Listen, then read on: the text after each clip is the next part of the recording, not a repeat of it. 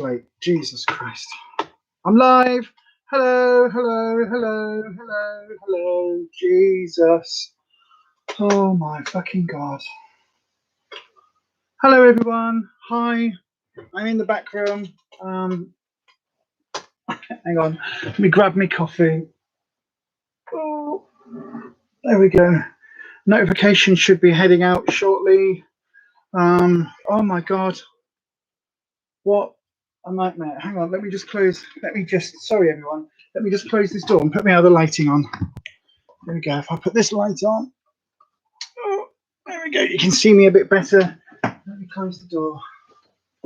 Oh.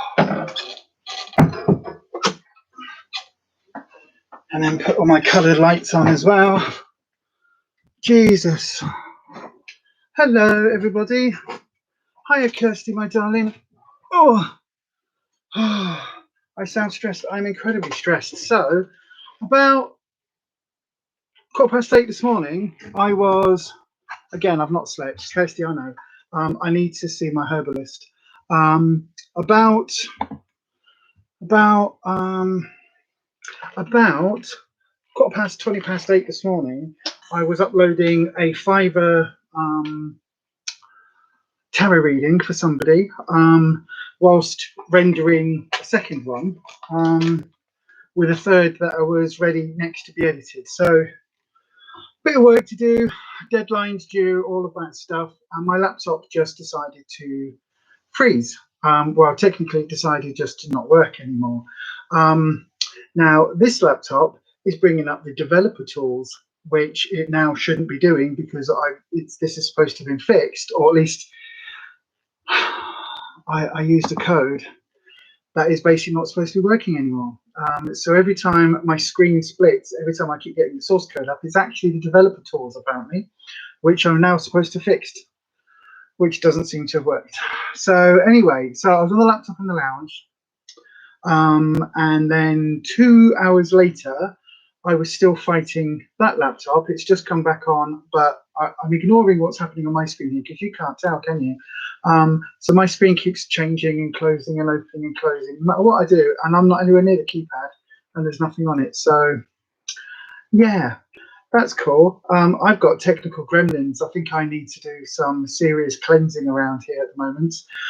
But anyway, so that was all happening, and then so I came in here to do the editing, and this developer tool thing keeps happening, so that didn't work. But I managed to I managed to edit one of the readings, the one that was due, on my phone, which then decided to save it as a 2 GB file instead of like a 400 megabyte file. So 5 times bigger than it normally is, which meant it wouldn't upload to Fiverr. So yeah, so that was a thing. So I then had to pull it into an old software on here and save it as a smaller thing, a smaller file, to then get that uploaded to Fiverr, which I managed to do, but it's like 3 hours late, and so it goes against me on Fiverr, the fact that it's late. Luckily, the person is a returning client, so they know that I'm not normally like that. And then as I was about to go live, I was like, right, I'll just go and make my coffee. So like I literally still had my dripper on it, my drip feed thing from my pack coffee, which is yummy, yummy, yummy. So I was doing that, ready to set it up, and the computer in the lounge came back on. Great, I thought, hurrah. It's done a Windows update or whatever it's needed to do, and now it's back, so I can go live on that one. No, wouldn't go live. Would not access the internet, would not do anything. So although it looks like it's working, it absolutely isn't. So I was like, fine, I'll go live on my phone. Nope.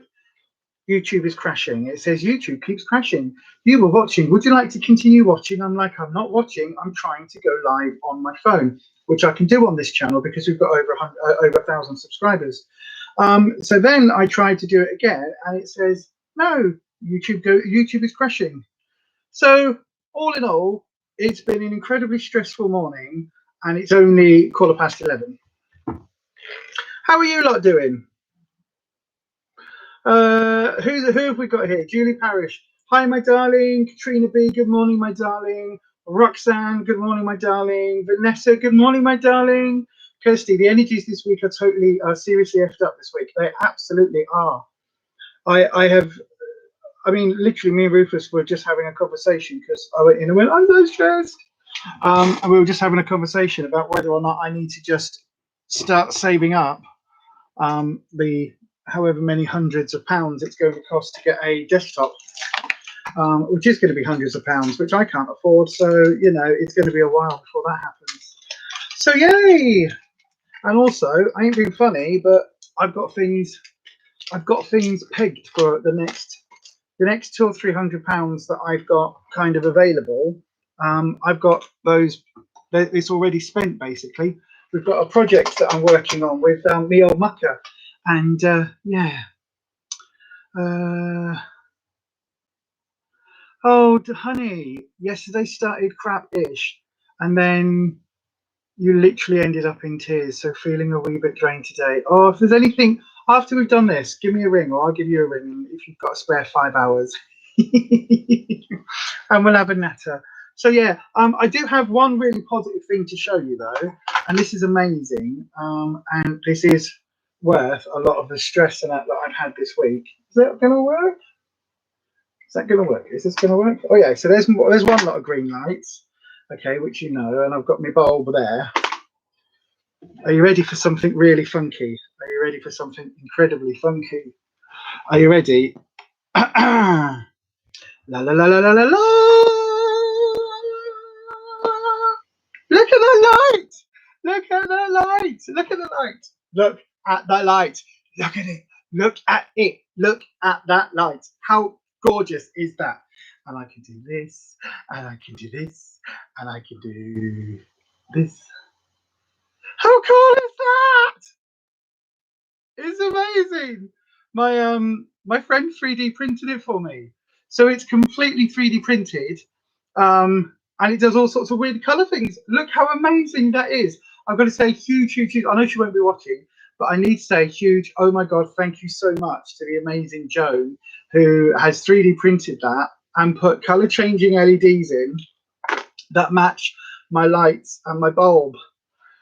How cool is that? You can't, Kirsty. It is a unique, one-of-a-kind thing that she's made just for me. That exists only there. This is the only place that this exists. You can't buy it.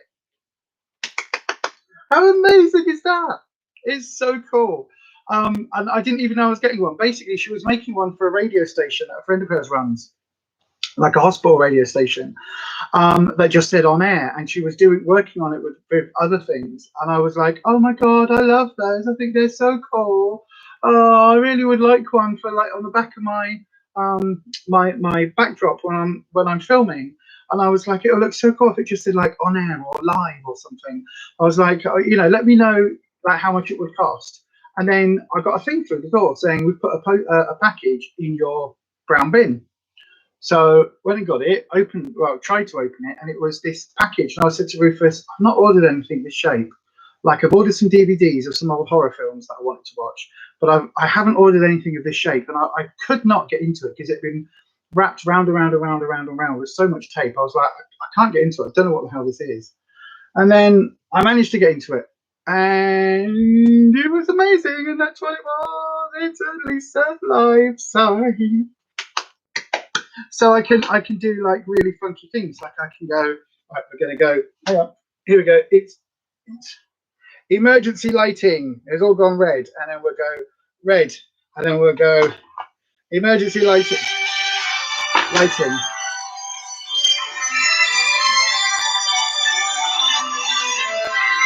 Hold on a second. Hello? Hello?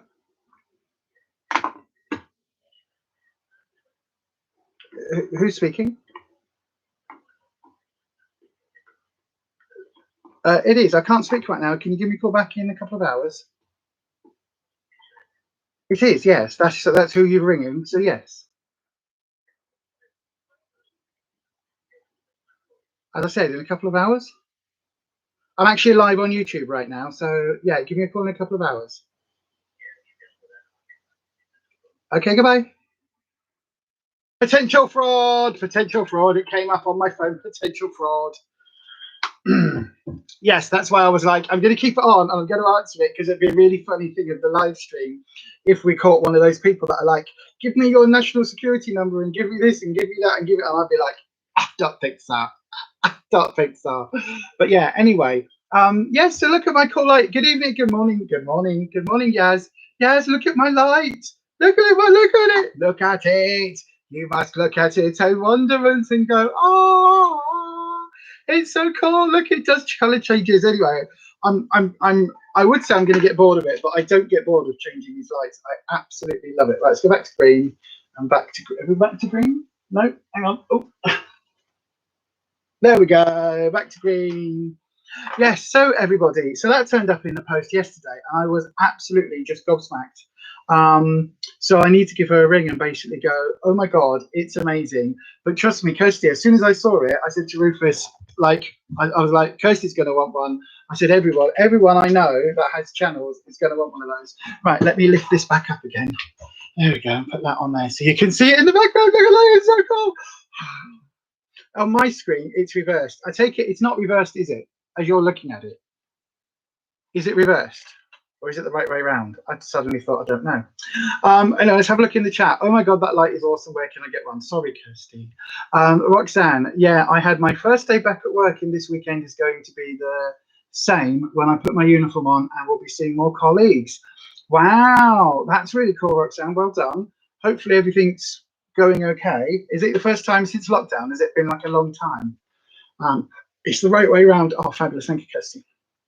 Oh, hang on. Let me get my Instagram up on here as well, because I just suddenly realized, because I wasn't due to go live on this in here. So basically this laptop is, I don't know what I need to do with it. I need to get it repaired or fixed or looked at or given a full health check or something, because this one is the one that keeps popping up with the developer tools thing, and it keeps just deciding to do its own random thing, like open apps and open things that I've got nothing to do with. So yeah, so I wasn't planning on being on this laptop today, but anyway, yeah, saying hi to everyone. Oh, how fab! Looks awesome. It does, doesn't it? Thank you, Yaz. Oh, Roxanne says, Kirsty, I hope things start to feel easier for you, honey. And if not, remember to look after yourself first. Exactly, look after yourself first. The right way round for you. Wow. Okay, cool. That's cool, because it's completely reversed for me and it's really freaking me out. Roxanne, that's the plan. I'm taking it slowly, but surely it's been 14 months since you've been there, so you're nervous about being around so many people, but you've got lots of support while you're doing it. What is it you do? Is it I was say, is it a job? Of course it's a job, Lisa. Yes, that's what people do. They do jobs. Right. Oh, the reason I was hesitating is because I'm trying to find put my fan on, because I'm really warm in here. Because in the other room I had it all set up with everything all nice and set and cozy and comfy, and then I've had to change it all. Actually, let's not use that one. Oh, also, we lost a ratty this week, and it looks.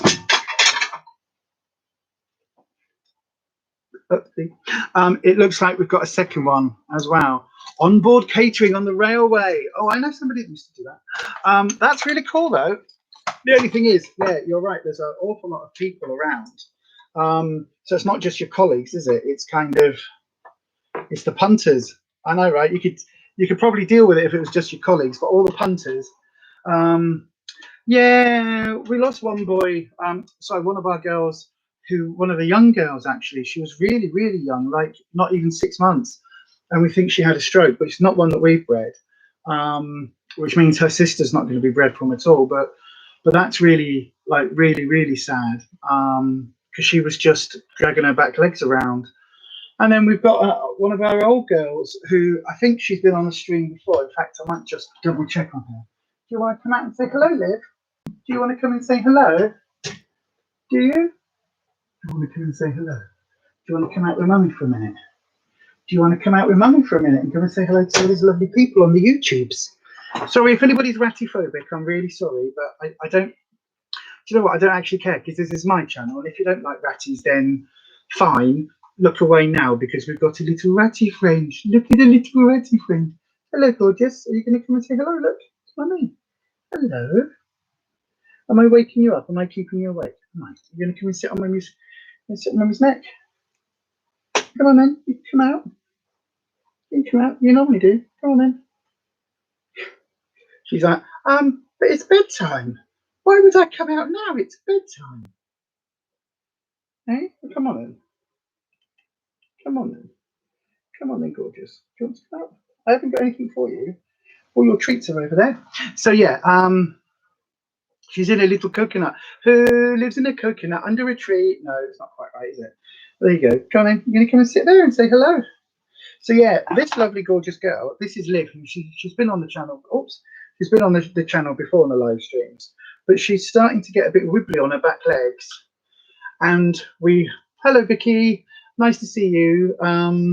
What's that? Oh, sorry to hear about the ratties. You're not going back on a train for a couple of weeks at least. You'll be helping out in the station first. Okie dokie. Oh, you're gonna go down my top. Go on then. Go then. Down you go. Bye. Say goodbye, everybody. Liv's gonna be down there for a few little weeks. Couple of hours or so. You can have a little snooze in Mummy's bra. Are you? You're gonna snuggle up in the bit between Mummy's boobs. Are you? You're gonna sit in the cleavage. She's a cleavage ratty. Most ratties are shoulder ratties, so they sit on your shoulder. Liv's a cleavage ratty. She likes sitting in your cleavage.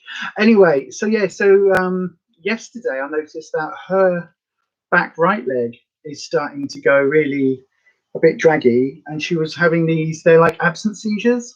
So she just basically pauses and then really struggles for breath and kind of takes big gaping breaths, which means it's kind of, we know what that means. So even though she looks really active now, don't you look really active? Super active. Are you super active? Are you going to go back up there? No? What do you want? You want to go back in your coconut? She's like, I was asleep, Mum. You're going to go back in there? Are you? Oh, you're so gorgeous. But we were thinking that maybe she was like, I don't know, maybe she was getting on for 18 months, 20 months, something like that. At a push, maybe 22 months. And when I've looked back, she's actually 2 years and 3 months, which is why she's a bit old, isn't it? It's why you're a bit decrepit. Because in ratty years, that's like OAP. You would have had your pension and your bus pass years ago, wouldn't you? You would, yes. But she's had no health issues until literally the last couple of days. And it's like, oh, okay. Okay, so we're just having to monitor her at the moment and just see what happens, aren't we, darling? We're just going to monitor you, and we're going to switch your diet now because we've got a special old OAP ratties diet. So they've got a special mix, which is like a wet mix that we make up, which has it's got a lower amount of protein in it and a higher and lower amount of phosphates, so it's a bit more kind for their liver and things. Which we didn't realise, because we didn't realise how old you were, but we should have swapped you over about 9 months ago, shouldn't we? Normally, when you get to 18 months, we swap you over onto your OAP, your old lady diet. But today we're going to do it. Yes, we are. You can't see it, can you? There we go. Today we're going to do it. Yes, we are. What are you coming out? You're coming back out. She's like, I don't need an OAP diet. She says, I don't need an OAP diet. I'm completely young and active. Which is why we didn't realise how old she was until literally yesterday, when I was like, I think she might be older than we think, just by looking at how she was acting yesterday. But this morning, you're super active, aren't you? You came out yesterday for some cuddles because Mummy was really scared that we were going to lose you yesterday. And at one moment, you looked really, you're having a proper adventure, aren't you, this morning? Do you want to go back in your house? Do you want to go back in your house? Shall we put you back in the coconut and put you back in your house? Then you might go on your wheel. Here we are then. Here we go then. Say goodbye, everybody. Say bye-bye. Bye. See you all soon. Bye-bye. No, don't jump down there. Don't jump down there. Come on then, gorgeous. Here you go. Look, you can go and get some breakfast there now. Look, the cucumber's there for breakfast. You've got your cucumber. Oh dear. Sorry, everyone. Bear with. There you go. You've got your cucumber for breakfast. Oh. I forgot one in the chat. She's lovely. Oh, thank you, Little Miss Budget. She is. You miss your rats, Vicky. Kirsty says, hey, Vicky. Kirsty loves the house. Such a cutie, says Yaz. She is a gorgeous ratty. She is. She's absolutely lovely. She's a Himalayan. I think that's the type she is. but yeah, or Siamese, one or the other. They're very similar. I think she's Himalayan. Yeah, so we got her just to talk about ratties a bit more because it calms me down talking about ratties, as you can tell, because I love them so much. We got her on April 27th, 2019, and we know this because we were in Liverpool. We went to a wrestling convention thing where I was hoping to see The Undertaker, and then just before the event happened, he pulled out, and so we'd spent like £60 a person to go to this convention. That was complete waste of time. Put it this way, we arrived at like whatever time, and less than 2 hours later we were having a look around the charity shops in Liverpool. So yeah, that should tell you exactly kind of how amazing the convention was or wasn't. I mean, we did see Ric Flair, who looked incredibly old and frail, actually, like incredibly old and frail, far older and more frail than he looks on telly, to be brutally honest with you. So yeah, got something down my top. So yeah, but anyway, but as we'd done go around a couple of charity shops, and then we were like, oh, what should we do? What should we do? Should we go home? I was like, oh, go on, we'll just nip into Pets at Home in Liverpool because we needed some like other rat food or something. And we saw her there, and there were 3 ratties in a cage, and somebody came along because they're only supposed to sell them in 2. Somebody came along and said they wanted 2 of them, and the shopkeeper was like, well, actually, you know, there are 3, so if you wanted, we could do you a discount on the 3rd. And I basically said to him, well, actually, I said, we were going to ask if we could just take the one girl. I said, the one with the black nose. I said, because we've got a load at home, because we had a few at home at the time. And he was like, oh, we don't normally do that. I said, I know. I said, but this person wants the last 2, and we want the what would be the last girl. So yeah, so anyway, she came home with us, and she's been amazing ever since. Actually, she's been a really lovely ratty, super friendly, super well behaved, super just lovely ratty girl. And she's called Liv because obviously she came from Liverpool, and she's a Labour bird. She's a fucking Liverpool. Fucking Liverpool's where she's from. You know what I'm fucking saying? It's fucking Liverpool. I know, right? Me and me accents, I know, right? Bad job. Anyway, Vicky, super cutie, bless her. You used to cook up loads of veggies for your ratties, and they loved it. Yeah, well, at the moment they've just had some cucumber this morning. They get veggies probably every other day. Every other day, maybe 1 day in 3, because too much veggies is a bit bad for them. And they're all on a special mix that we make up anyway. Hold on a second, let me just slurp my coffee. So yeah, we make up our own mix for them, which has got things like, it's got cereal in it, it's got all sorts of other bits. Can't be having a Scouser in the place. A Scouser, Liverpool, fucking all right, fucking all right then. You know what I'm fucking. That was a bit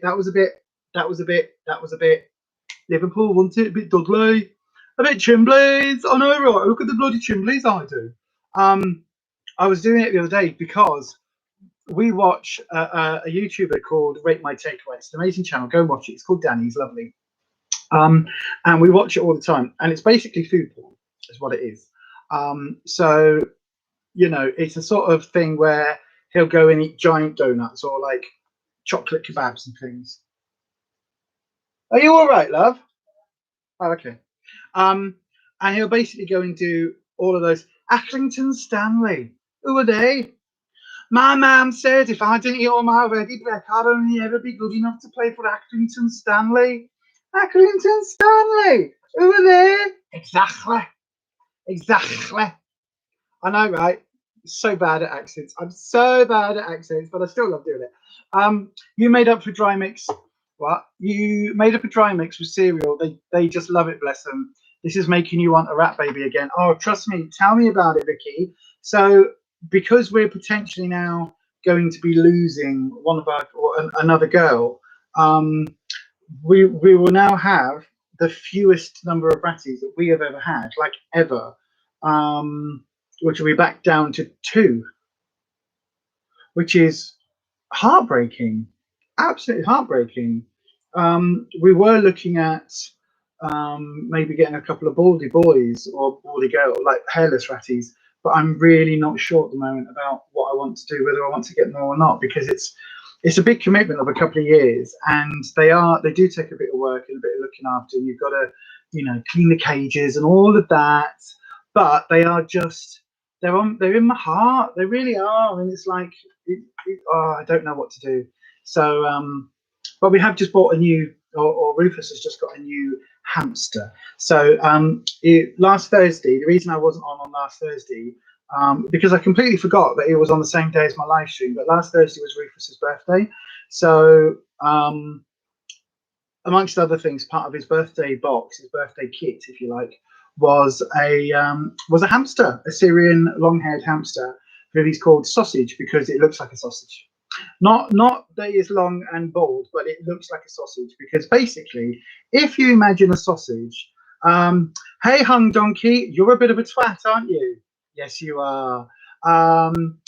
Yay, hung donkey. Thank you for the interaction, hung donkey. That's lovely. Kirsty has just dealt with you, but if anybody else wants to send on a lovely troll, then do please send some disgusting messages, because that would be amazing. And it just helps my interaction. So thank you for that. That helps me out with YouTube's algorithm no end. So you can think what you like about me, hung donkey. My channel is slowly growing ish. Yeah, you can be as transphobic and as troll-like as you like, because what is it they say? Hang on, what is it saying? I am rubber, you are glue, it bounces off me and sticks to you, or something like that. And all I can think of is that TikTok song that goes dum dum dum dum dum dum dum, you're a cunt. But yeah, obviously I can't say that on the YouTubes, but anyway, it's true. So yeah, Sausage is doing really well. He's called Sausage because he is the colour of a I was about to say Linda McCartney, but it's not Linda McCartney, a Slimming World or a Porky Light sausage. So the sausages that you get that are diet sausages that are really low in fat, but when you cook them, they still look raw. Basically those. He's that colour, and it's the only way to describe the colour. It's like, it's not brown, it's not beige, it's not grey, but it's all of those colours. It's like a greige. But yeah, he's doing really well actually, Kirsty. He's just getting to the point where Rufus can put his hand in and pick him up, and he's like starting to get really sort of friendly. And because we're not sure quite how old he is, we think he might be a little bit younger than they said, because the water bottle in the cage, like if Rufus holds it, then he'll sit there and just drink for ages. But if it's not, because it's hanging from the ceiling, he's a bit like, oh, it's moving. He's like, oh, I don't know what to do with it. Bless him, he's a little bit young. But yeah, so that was part of Rufus's birthday package, because we do like our small furries and small scalies in this house. So yes, anyway, I must say it's been a while since we've had a troll on this channel. But you know, I don't know how do people find who's live on the YouTubes? Is there a thing where you can just click on it and it tells you who's live? You know, like the trending page, which I never use, or hashtags, which also I never use, but I'm starting to get better at. So I have started, if you look at some, oh, also reminds me, hashtags and chapters.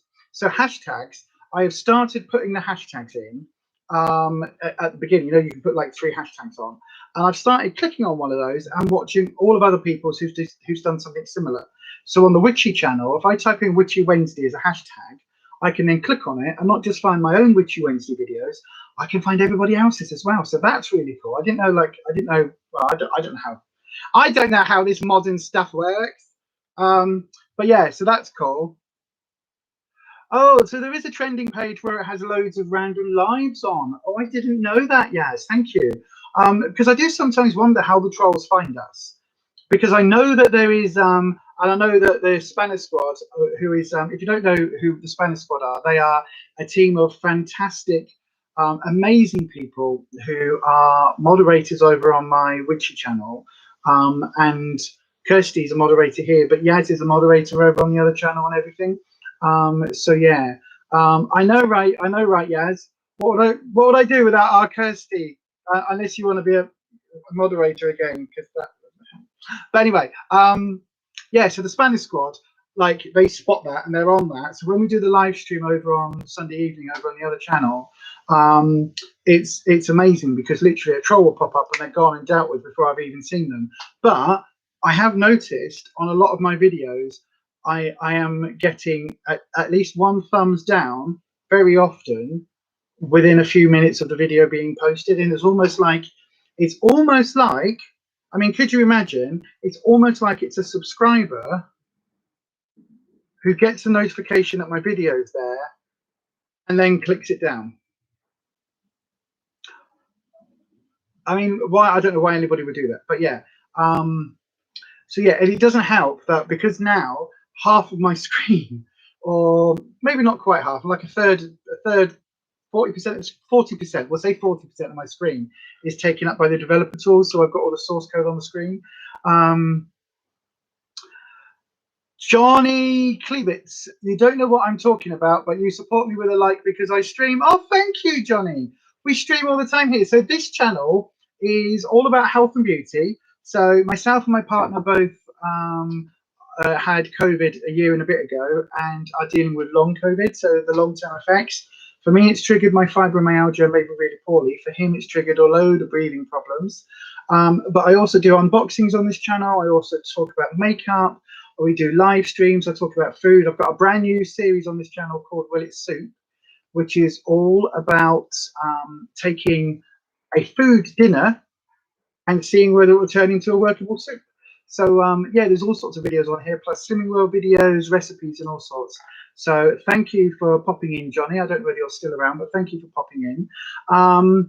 And yeah, we do a live stream here every Thursday morning, 11 a.m. UK time. I don't know, of course, where you are, but wherever you are in the world, you are welcome to join us.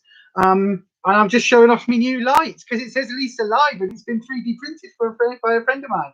So it's absolutely amazing, and I am very, very chuffed to have it. It's absolutely bonkers, but yay, yay. So yeah, welcome, Johnny. Where are you from?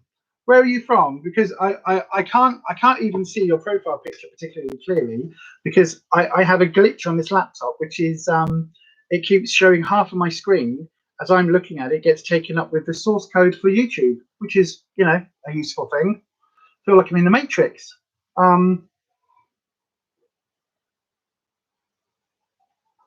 You're in Romania.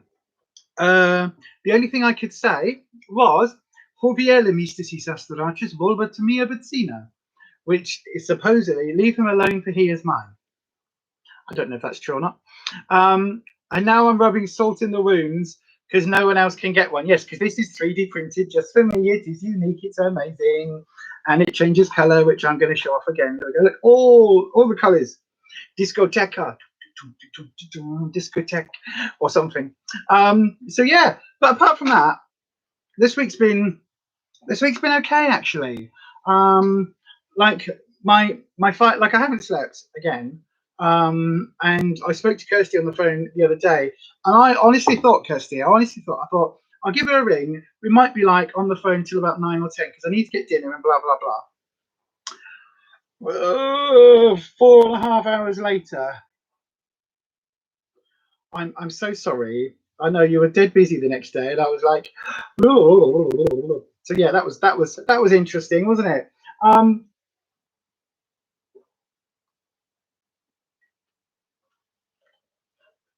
Oh god, I'm spilling coffee down my chops. But yeah, so it's called Coffee in a Chat because I am a coffee addict. Like I've got my second one here, and so we always have coffee. What food do you like, people? I do like to eat people, actually. I find a nice bit of spleen served up on a bed of lettuce with some tomatoes and onions, a little bit of salt and things. No, I'm joking. What food do I like to eat? Well, yesterday we had a dirty takeaway, which I polished off about 2 hours ago, just because I was like, I'll leave this for dinner tomorrow. And then because I was working, because I was editing, because I got stressed with the laptops. Oh my God.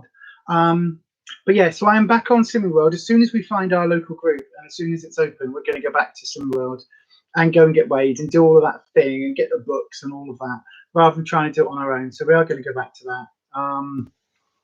But we eat a lot of soup, funnily enough, because we've got a whole recipe, a whole channel series on the channel called Will It Soup. Episode 2 is coming. We're probably filming that tomorrow after we've been to the shops. I really like, so I am obviously vegan, and obviously I eat nothing but salad. So yeah, no, I like, we've got some lovely steaks that we're going to have recently. So Roxanne loves anything as long as it's gluten free. Absolutely, yes, absolutely. I agree, Roxanne. Yes, you're off for Costa for coffee or lunch today. Going to be nice to actually sit in and drink it. Yeah, although I'm too scared to do that. I'm still too scared to do that. I grab my coffee and I go, can I have it in my takeaway cup, please? Thank you very much. Goodbye. Because I'm just too scared to go out. You love spaghetti bolognese, Johnny? How do you make it? Because we do a mean spaghetti bolognese here, but we do kind of like the Slimming World SP version. So the spaghetti we normally use is, oh, what's it called? Like a soybean spaghetti, which is amazing. So because it's soybean, it's on Slimming World, it's on their SP plan. And then we use super lean mince, so like less than 5% fat mince, or sometimes pork mince or even turkey mince because it's even lower in fat, but super low fat mince. Chopped tomatoes, onions, garlic, all of that, lots of herbs, and then obviously like some kind of either like tomatoey puree in it, stuff like that. But then we put in our spaghetti bolognese, we put in like half a punnet of mushrooms. We put in a whole bunch of veg. So if we've got some green beans, we'll chop those up small and put those in. Or we'll put a tin of kidney beans or a tin of chickpeas. So technically it's kind of a really packed full of vegetables bolognese. And then that normally lasts us for a couple of days. And the reason we use either the mung bean or the black bean or the soybean spaghetti is because I'm also gluten free. So, but that's really delicious. Roxanne, you went out for lunch twice this week. Ooh, for 2 birthdays. We ate at Cozy Club in Leeds on the balcony. I've never even heard of it. Now, I live in Leeds, Roxanne. So where's that? Where is Cozy Club? I've never even heard of it. I bet it's expensive. I bet it's somewhere that's expensive. I bet it's like £7 for half a Diet Coke or something. Because if it is, then that's absolutely nowhere that I'd ever go. Because I am a cheap bitch. I am. I know, right? This channel's not monetized yet, so don't worry about swearing. So if anybody doesn't like the cursey words today, I'm sorry. A, I haven't slept, and B, I'm incredibly stressed with all these laptops and equipment not working around me. And then all of a sudden, it looks like now everything is fine again. Isn't it always the way? Sod's law. I need to get some like proper protection sigils up and that in place in here for all the technology. It does sound lovely, yes, it does sound lovely, but I have never heard of this place, so I am thinking it's probably quite expensive. That is what I am thinking. I am thinking it's probably a nice place. Everywhere near you has been pretty quiet, people-wise. When we went to the cinema, we had the whole screen to ourselves. What was it like? Did you see Spiral, Book of Saw? Was that what you saw? Was that what you went to see? Was that what you saw? Did you saw Saw? Did you see Saw? Was Saw the Saw film that you saw? Did you see it? Has it been seen by you? Is it Saw? By the way, we've got 10 people watching and 4 in the thumbs up. If you are watching this on the live stream, please do hit that thumbs up button. It really helps me out here on the YouTubes. Roxanne, it's not that expensive, but the portions are a lovely size and they cater well for dietary requirements too. It's just up from Boots in the Trinity Centre. Oh, that in their big food court thing. I haven't gone in there because when it opened, we were on Slimming World. And then every time I've gone into Trinity, it's literally been a case of, oh my God, this shopping centre is far too big. I don't like it. Too many people. Pre-COVID. Too many people. Don't like it. Too many people. I'm going in, getting what I want and leaving. So I've never really looked round. I will have a little look-see though, because it sounds good. And I am looking for somewhere for my birthday to go for dinner. Because I might actually go for dinner, depending if we've had our jabs by then, that is. Johnny, sometimes I don't have very much time to make the sauce, so I buy bolognese from the market. That's a good way of doing it. We sometimes get bolognese sauce in the jars and then just whack in some extra onions or mushrooms because it's easy. Whack in a bit more garlic. That's the secret. Buy a cheap thing of sauce, right? So what we do, buy a cheap thing of sauce, pour it in, half fill it or fill it with water, swirl it round, pour that in as well. So you've got all of the possible amount of juice out of it. And then what you do Oh God, hold on 1 second. And then what you do is to basically add in extra salt, extra pepper, extra onions, and extra garlic, and then a sprinkling of Italian herbs. Because then you can buy a really cheap, like, and it makes it taste like it's from scratch, amazing. And if you use garlic paste and some onions, like literally, you could even get chopped onions now from the supermarket. You just buy a little bag of chopped onions, bung all that in, done, stir it all in, and then you're like, look what I did. I slaved over it, and I chopped up onions really finely and did this, like, I smashed the garlic and did the garlic press thing, and look how much I've done this. Look, I love you so much. Here's this amazing sauce. And they're like, that's delicious. And you're like, all I did was take it out of a jar and add a couple of things. Anyway, that's what I did. You really enjoyed it. Samuel L. Jackson being in it. I didn't know Samuel L. Jackson was in it. I know Chris Rock's in it. I know, because that's like, what? When I've seen on Dead Meat, which is a horror channel here on YouTube, but they cover a lot of the horror films, and I love that channel so much. I'm looking at doing something similar, but for witchcrafty films. But anyway, there's a whole thing. So many plans.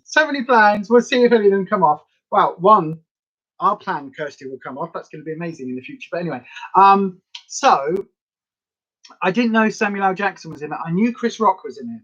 But the only reason I knew Chris Rock was in it was because it was like, hang on, do you mean Chris Rock from Fifth Element? Do you mean Chris Rock is in a Saw film? And this is a Saw film that's leading into a new Saw kind of spin-off franchise? Really?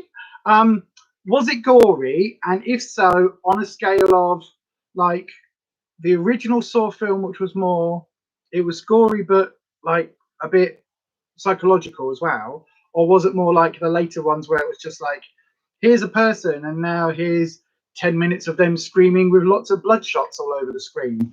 Because that's a bit like, oh, whatever. But the original first couple of films were really spooky. I really liked those. Roxanne says it's next door to where Mod Pizza is. It's a small door and you have to go upstairs to the restaurant. Okay, sounds interesting. Sounds very interesting. Definitely might have to have a look for them on the old I'm about to say on TripAdvisor, but you know what I mean, on one of the review websites. Yeah, definitely have a look for that. I like getting decent reviews of places, especially if they're not too far away. We used to love, I've just forgotten the name of it.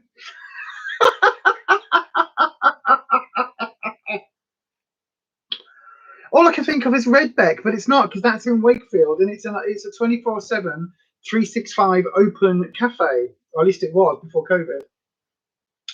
What's it called? The all-you-can-eat place that's in Leeds, under the light, red something.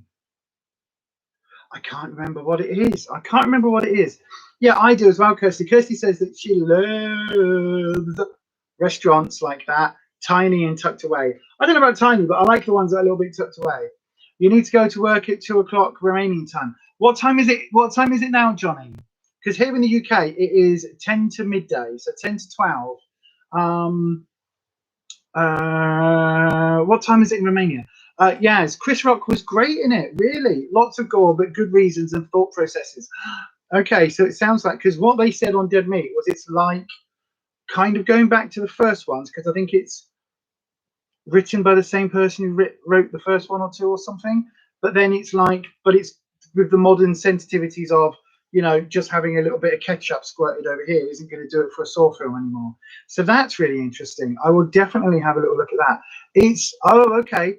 Okay, so you are 2 hours ahead of us then. That's really interesting. Okay. Okay. Well, thank you for joining us, Johnny. I'm back here next Thursday as well if you would like to come and say hello. Have a lovely time, and yeah, like, have a look on our channel if you want some more recipes and things, because there's all sorts of lovely recipes that we've done there. But yeah, thank you for popping in. Like, we like our international audiences. You will come back today if you have time. Oh, I'm only on till, what time am I on till, everyone? I can't remember. Till normally about 1 o'clock UK time. So it'll be 3 o'clock where you are.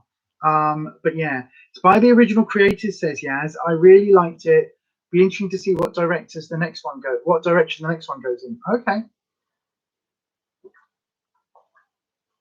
Oh, that's really good value, Roxanne. What? Between £10 and £15 per person for a meal and a soft drink, and a bit more if we had booze. Well, we won't be adding booze. But they have deals during the day too, and it's Red Hot Buffet. Thank you. I knew it was Red something. Red Hot Buffet. We used to love that place until we put on like 4 stone going there twice. But you know what I mean. Oh, look at that. Yaz says, thanks for joining in, Johnny. Been great having you. It absolutely has, my friends. We love Romania. We love.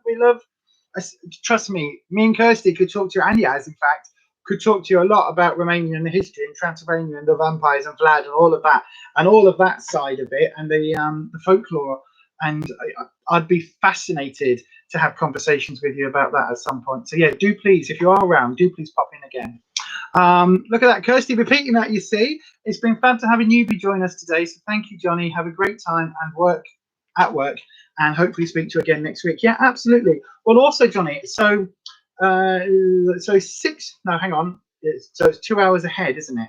So 10 o'clock tomorrow evening. If you like more like informal chats and things, my friend Kirsty there in the chat, she's got her own channel called Making It Up. In fact, actually, Kirsty, can you type your channel in the comment section? So Johnny, if you're still here, have a look afterwards. Kirsty will put the chat into the comment section, and I'll put it down in the description box afterwards as well. In fact, it should be down there. If you scroll down to where it says Authentic Army, Kirsty's channel's there. It's called Making It Up. It's about makeup and beauty and spooky things, but it's also on her Friday Night Natter. It's literally open to anybody, any age, any gender, any country, any experience, whoever you are. Everybody is welcome. It's a Friday Night Natter, and it's like a bit like this. This is like a coffee morning, but we're all in different places. And the Friday Night Natter is a bit like going down the pub with your mates, but we're all in different places. So yeah, it's a similar sort of vibe. We just kind of chat about everything and anything wherever the chat takes us. Except on a Friday night, Kirsty might have more than just a coffee.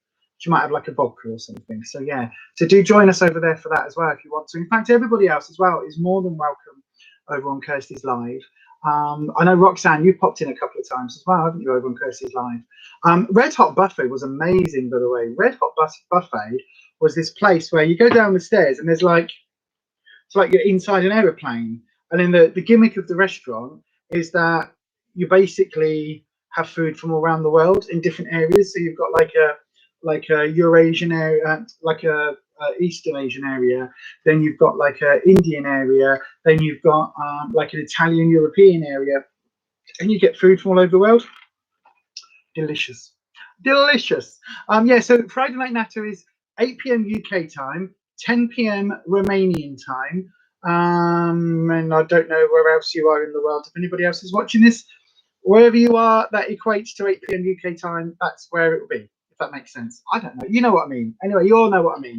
I get confused with time zones, and they're like, It's bad enough in the UK when we go from winter to summer, from spring into and autumn, where we go spring forward and fall back, where we go forward an hour or back an hour. That's hard enough for me to understand because I've got a poorly brain. But you know, anyway, so yeah, join us for that. And Kirsty's quite like me, except she doesn't swear because she's a lady, whereas I'm just, you know. I may not be a lady, but I'm a woman with a little bit extra. But shush, don't tell my husband or something. I don't know. I mean, well, I feel a lot more relaxed now. Now I've had me 2 coffees. I've got to say, I do feel a lot more relaxed. Although it's really weird having a general chatty, relaxy chatty in this room, because normally I'm obviously in the lounge chilling out. This week's episode may well include a rant or two. Grrr. Why? What are we ranting about? Are we what's it called? Saddle up. Are we saddling up? Are we riding at dawn? Is that what we're doing? Saddle up the horses, we ride at dawn. Is that what we're doing? I'm just gonna double check here. I'm just double checking something. Oh, look at this. It may well be stuck together. Look at this interesting thing. What I have made, what might be being used on the DIY channel or DIY video on next Wednesday on the other channel, that might be on there. But oh, just Just checking everything is like, oh yes, look, it's all working. Very much so. We ride at dawn. Us against the establishment. Yes, down with the establishment. Down with the establishment. Yes. Down. Down with the sickness. I was trying to do down with the sickness, but I couldn't make it work. Sorry, Yaz. I know Yaz is probably there going, that sounds a little bit like a down with sickness, but I don't quite get it. I know, right? I know. I apologise. Although, oh my God, you should see the crap horror films that I have got this week. You should see the crap horror films I have got this week. Oh my God, I have got 3 films. Well, technically 2 films and a sequel, all called Witchcraft. Very different, very different. One of them has Linda Blair and David Hasselhoff in, and it is the worst effects and the worst acting. David Hasselhoff in between Baywatch, Knight Rider and Baywatch. So in between the two. So basically no longer kind of night. I sound like a monkey though. I sound like a monkey. That's what it is. I sound like a monkey when I do it. Yeah, so Linda Blair from Exorcist, you know, the kind of head turning, all of that, with David Hasselhoff is in the same film. Good afternoon, Renata, my darling. Hello, nice to see you on a live. I hope you're well, my love. But yeah, we're just talking about a film called Witchcraft. Now, it's also called Ghost House 2. It's also called Evil Enchantment. It's also called Haunted Hotel. And it's also called The Witchery or Witchery. So, you know, it's literally got 6 names. In fact, it's one of those quality DVDs that when you put the film in, the title of the film that comes up on the title page is different to the one that is on the front of the DVD, which is called Witchcraft, or on the back of the DVD where it says Witchcraft, also released in Italy under the name La Casa 4. It's bonkers, absolutely bonkers. What else did I get? I also got the other one called Witchcraft, which I haven't seen that yet, but it's even lower budget. And then I got a film. If you like vampires, if you like 90s vampires, right, with a little hint of fetish, like Skin 2 type fetish. So like, oh, look, I'm so outrageous. I'm wearing a latex dress. Isn't that shocking? Oh, look, I've got some leather gloves on. Isn't that shocking? It's like that level of, you know what I mean? It's like, ooh, it's scary. But so the vampires are kind of all dressed, or the lead vampire is an assassin, part vampire, part, I don't know, sex doll, something. I don't know. Anyway, she's in rubber. But it's called Razor Blade Smile, and it is a low budget. Like the whole film cost £20,000 to make, £12,000 shooting budget, and an £8,000 post production budget. So all of the like editing, all of that, eight grand, which is ridiculously cheap. And it's got some CGI, and the CGI, no, I think it's got like 2-3 CGI scenes, but lots of blue screen effects and things like that. It's very ridiculously cheesy, a little bit sexy. There's a bit of boobies in it, and a bit of like, I think you see boobies and a bum, but you see a lot of boobies. But not a lot of boobies, but like one person gets their boobies out a lot, and then another person you see a flash of boobies. So there's like 2 lots of boobies, a couple of like very mild, suggestive, naughty, sexy scenes. But that's kind of it. The rest of it is all like, the rest of it is interesting. Yeah, it's called Razor Blade Smile, and it's got somebody called Eileen Daly in it who used to do a lot of, back in the 90s and 2000s. She was like the poster girl for vampire, like UK vampire films, and the vampire scene and the fetish vampire scene, all of that. So she was on that. She was in that. It's called Razor Blade Smile. Very low budget, but very funny. A very weird, just very odd film, and I like films like that. I like weird films. It's trying to be, now Renata will get this reference. I don't know if anybody else will, but it's trying to be Suspiria, which was a was it Dario Argento? No, it wasn't. It was the other one. Oh my god! Oh my god! Oh my god! Oh my god! Can't remember what it's called.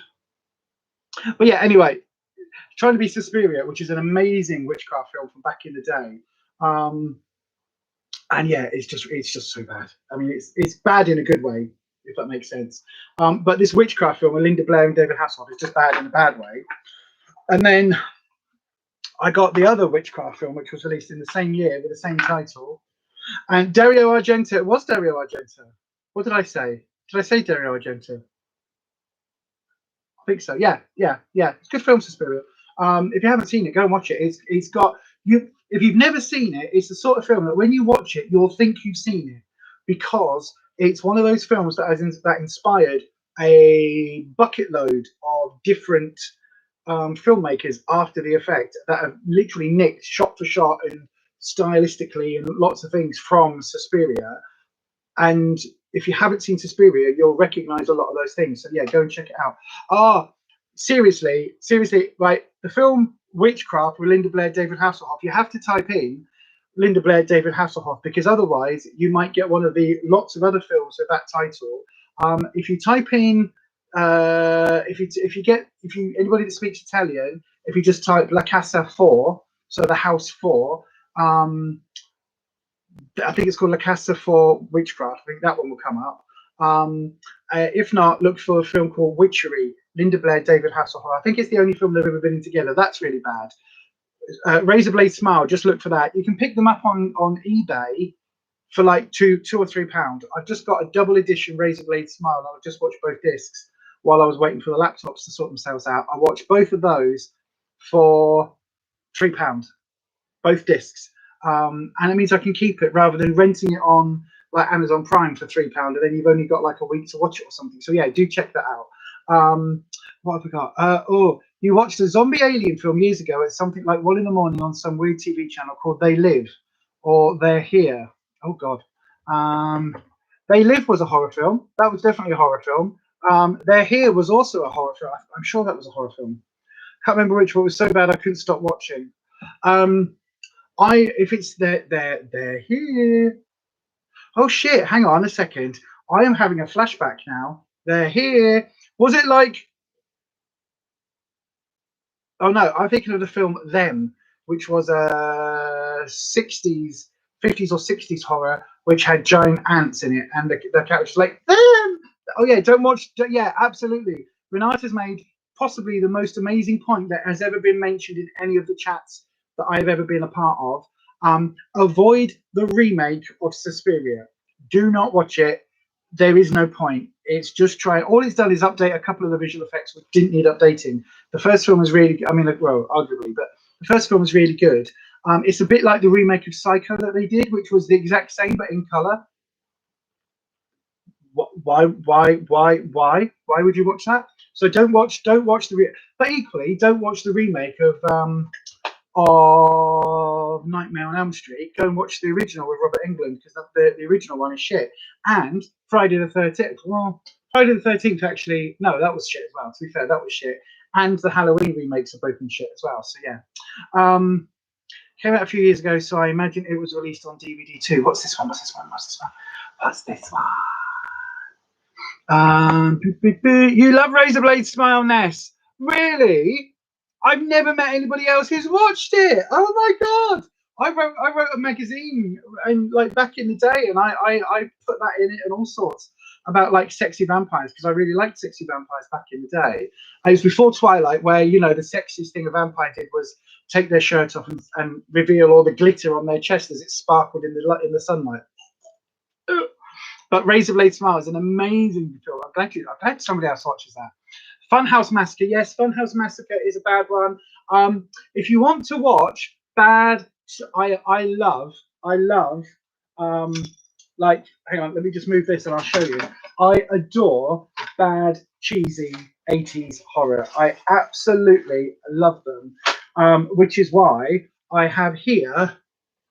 Oh, actually, I've got those ones up there. I can put those into the pile as well. Here we go. Look, I have here, and in fact, 2 different places in my spooky room. I have issues of the Necronomicon, which is by my friend Neil, which is a horror zine. Right? I think I've talked about this before, but I haven't actually shown you it.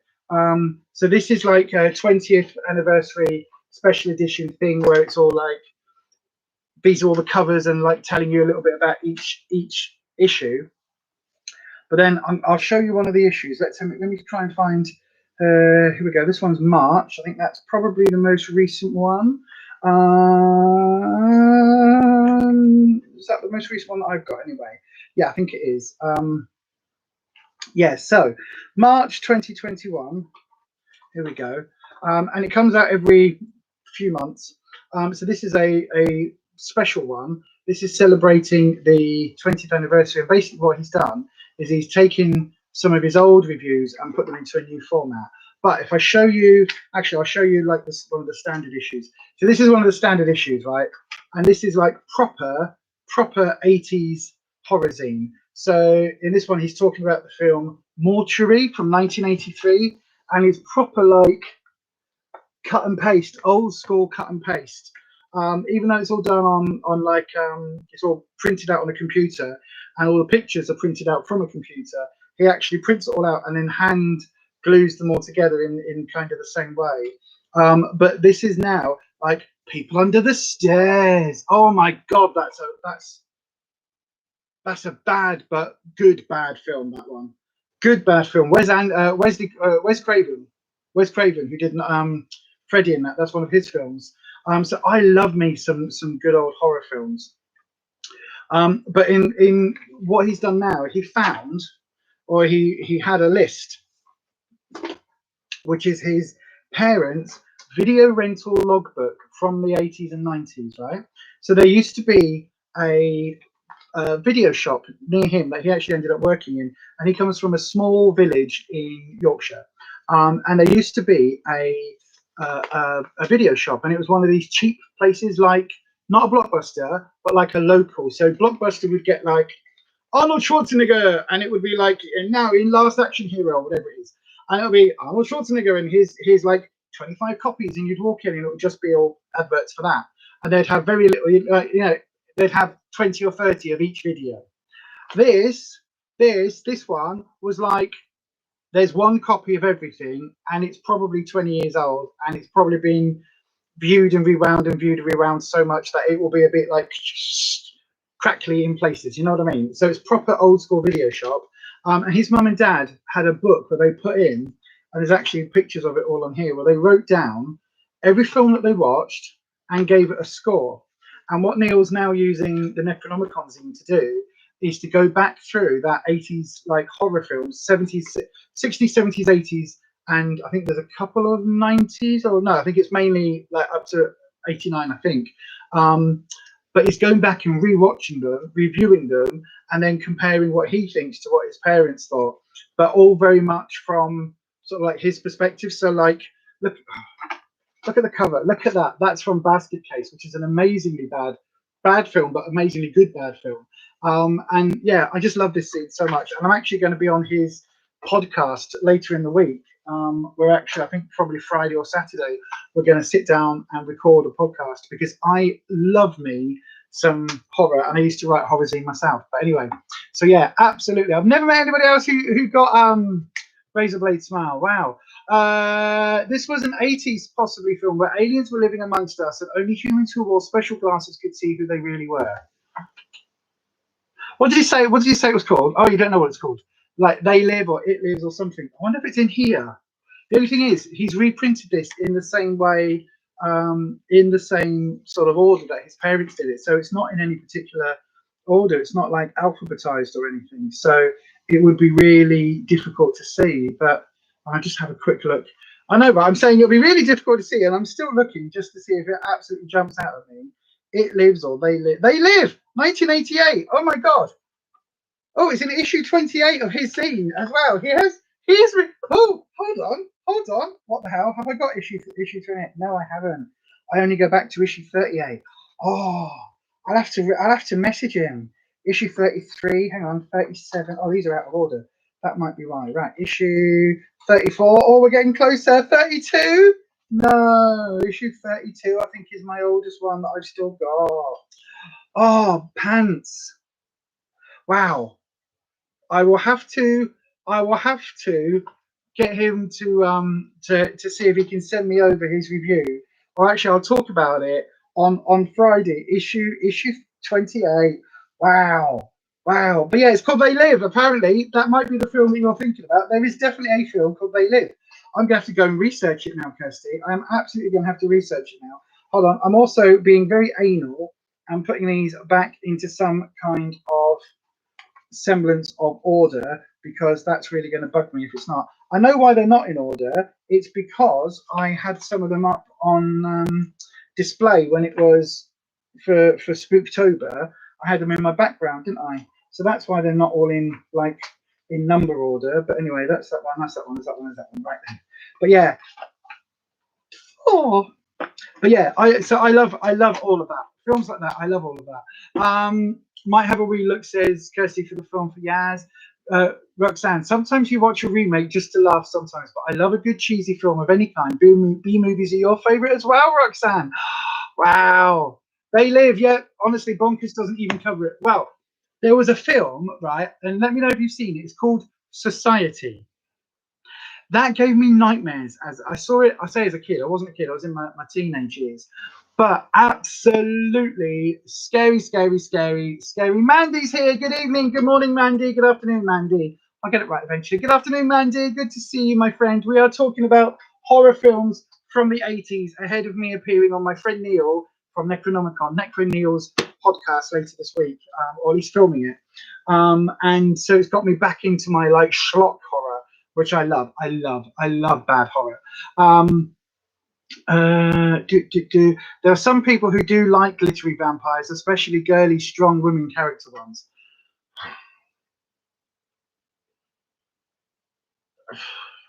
But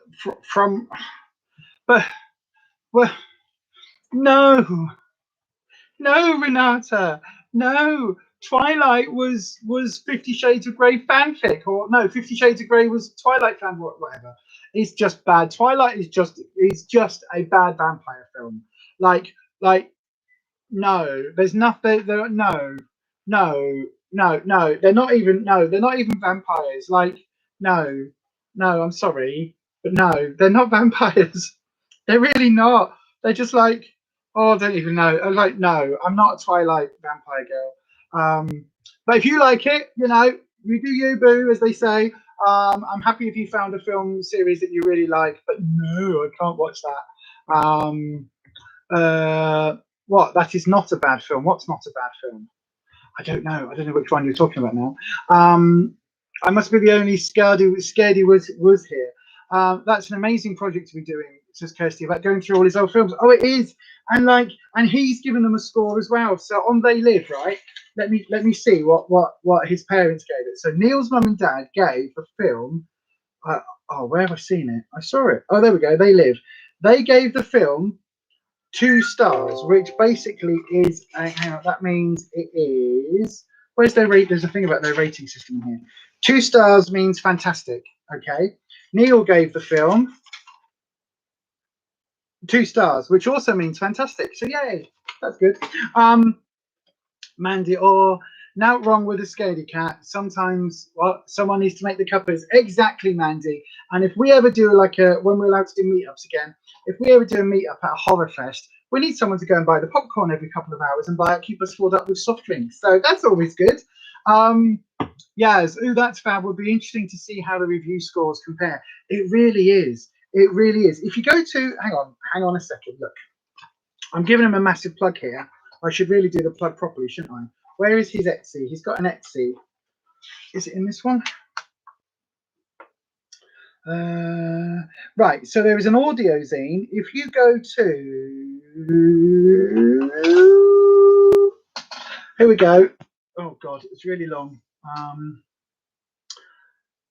You can email Neil directly, right, at necrozine@hotmail.com, because it's been that long that he's still got a Hotmail, right? But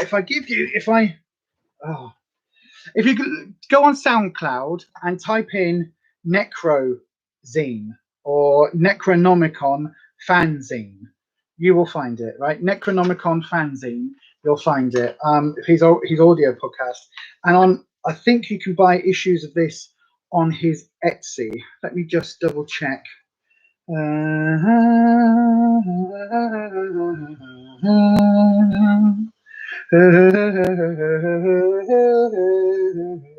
I don't know why I've got that in my head either. Oh, if you go onto Instagram, look for Necronomicon Fanzine. He's on my friends list on there, and then he can tell you what his Etsy is. That's probably the easiest way of doing it. But yeah, because I don't. Oh no, here we go. Look, it's right in front of my blooming eyes. Look at that. There you go. Etsy Necro Neil. So if you want to get your own, I mean, they are. If you're looking for, right, let me put it this way. If you're looking for a horror magazine like Shivers or Fangoria, which I don't even know if they're both, Fangoria's come back, but I don't think Shivers is still running. But if you're looking for like glossy, like up-to-date reviews, like, you know, pictures and interviews with the cast and all of that stuff, and in-depth kind of look at makeup effects and all of that with the makeup team, if you're looking for that, this is not the zine for you.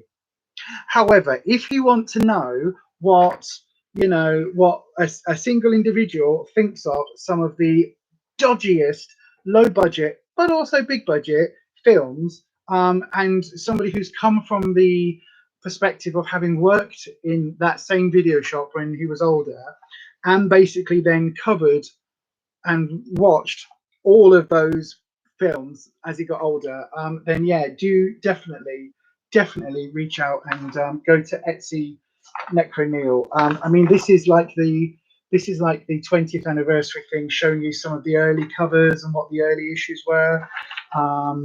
So it's like, you know, this is kind of what it is. If you want to know about the film, you know, Basket Case, Reanimators on there. What else? Hereditary, which is a good horror film actually. The Lighthouse, which is a really interesting horror film. If you haven't seen it, it's really modern. Done by the same person who did the Witch. I think it's the same person who did the Witch. But yeah, absolutely. Just anyway, go and check him out. I know I'm just talking for ages, man. Trust me, you see, once I get on the subject of horror and all of that stuff, that's me gone. I am in my own little world. Anyway, for those of you that don't like horror, it is They Live. Yes, it is They Live. Baubles, please do ask him for that one. I will message him when I talk to him. I will message him. You would love to watch that again now. We'll have to have a little look, see, won't you? Yes, you're going to have to love us and leave us as you're all going for doggy walkies. Okie dokie, my darling. See you all on Kirsty's tomorrow. Have a fab day, everyone. Absolutely, we will do, my darling. Oh my gosh, hang on, go back. This chat has cheered you up already, Kirsty, for the hope this chat has cheered you up, ready for the walk, says Kirsty 2 years. Mandy, yes, Lisa, that's why I'm hiding behind the cushions. I'm a proper scaredy. Light on. Sun has to be with you, looking between your fingers. Wow. You watch Twilight if I'm feeling crappy after an infusion where I need something easy to understand. Oh, God, no. You remember some of the Hammer horror films, Ness? Oh my God, Paper Teeth and Walking Trees, so funny. They weren't. I mean, the Hammer films weren't that bad. They weren't that bad. They got worse as the years went on, bizarrely. Oh wow, look, Kirsty's found the link for Necro on Etsy. But yeah, if you type Necronomicon Fanzine or Necro Neil, what did I say? I'm sure I said it was Necro Neil. Yeah, Necro Neil on Etsy. Yeah, go and have a look. It's so good. And even now, I mean, bearing in mind, right? I have what's this? I've got issue number 31 from December 2014, and it was £1.50. And I've got issue number 42 from November. No, issue number 42 from November of 2020, and it's only £2. And then we've got the new kind of moving forward resurrected reviews, he's called it, where he's taken some of the reviews from the first films and updated them. And this is literally also, I think, £2, and this was March 2021. So yeah, absolutely please go check him out, because he's been doing it for 20 years plus, and I've known him since issue number 1. So yeah. Little Miss Budget, you've seen so many horror films, but I really don't like it when they remake them. They are so bad. The only good remakes, I did watch the Evil Dead remake. I didn't like that too much. I just thought it was like too close to the original. And again, if you're going to remake it, I don't understand what the point is. I like it when they did like Rob Zombie's Halloween. That was an interesting remake, because they basically tried to do something very different with it. They didn't just like remake it shot for shot. They tried to like update it and really put it in a really grimy, horrible. Oh God, Jesus! Oh, pardon me. Excuse me. They tried to put it in like a grindhouse kind of vibe to it, so that was really good. But Texas Chainsaw Massacre, no, like that timeline of that series is ridiculous because it kind of goes 1, 2, 3, and I think 4, and then there's one that then takes away 4 and 3 and goes back to 2, and then there's another. Then there's the remake timeline which starts again, but then also has a sequel and a prequel, and it's just also complicated. Thank you, Kirsty. Your son will be signing up. He loves horror, Mandy. Oh, absolutely. Get him to sign up, especially if he's in, like, it depends on what he wants from horror, right? If you want modern kind of hotel, Saw, Cabin in the Woods, or Cabin in the Woods isn't really, well, it is horror, but it isn't really horror. But if you like that kind of modern torture porn, as they called it, with all the like serious gore in it, then Necro possibly isn't going to be for you because it is very much 80s and 90s, like Driller Killer and Slumber Party Massacre and, you know, Sleepaway Cabin, which is an amazing film, but very interesting from a trans perspective. Spoilers, sweetie. But yeah, so there's lots of really good horror films that are reviewed in there, in amongst all the bad ones. Like Basket Case, I love. Reanimator and Beyond Reanimator, I absolutely love. I watch them on a regular basis because I think they're just really good. So if he likes that sort of thing, then yeah, absolutely, he'll love Necro. If he likes the more modern stuff, then he might not get it. But I can properly recommend them, not only as somebody who is involved kind of a little bit on the outskirts of the fanzine, but also as somebody who just like loves horror. I love Neil's enthusiasm for it. The Christopher Lee Hammer horrors weren't that bad. They were okay. It kind of got a bit boring seeing him doing the same kind of face every 5 minutes, in whether he was playing Dracula or whatever, you know, version of Dracula. In all of those, I really like Christopher Lee in Wicker Man. Actually, I thought he was very good in Wicker Man. Roxanne, you met Vincent Price's daughter at a convention pre-COVID, and she was lovely. She signed her dad's cookbook for your friend for his birthday. She signed her dad. Vincent Price had a cookbook? I did not know that. I did not know that. I love Vincent Price. I love the fact that he was in Plan 9 from Outer Space. Oh no, that was Bela Lugosi. Why am I thinking Bela Lugosi? Because of the Tim Burton connection. That's where my brain went. So my brain went Vincent Price. He was responsible for Tim Burton doing, and he did the voiceover of Edward Scissorhands, and he was Edward Scissorhands' father, I believe, which maybe then can make connection to Plan 9 from Outer Space, which, because Vincent Price Tim Burton made Ed Wood, and Ed Wood is the director behind Plan 9 from Outer Space, which starred Bela Lugosi.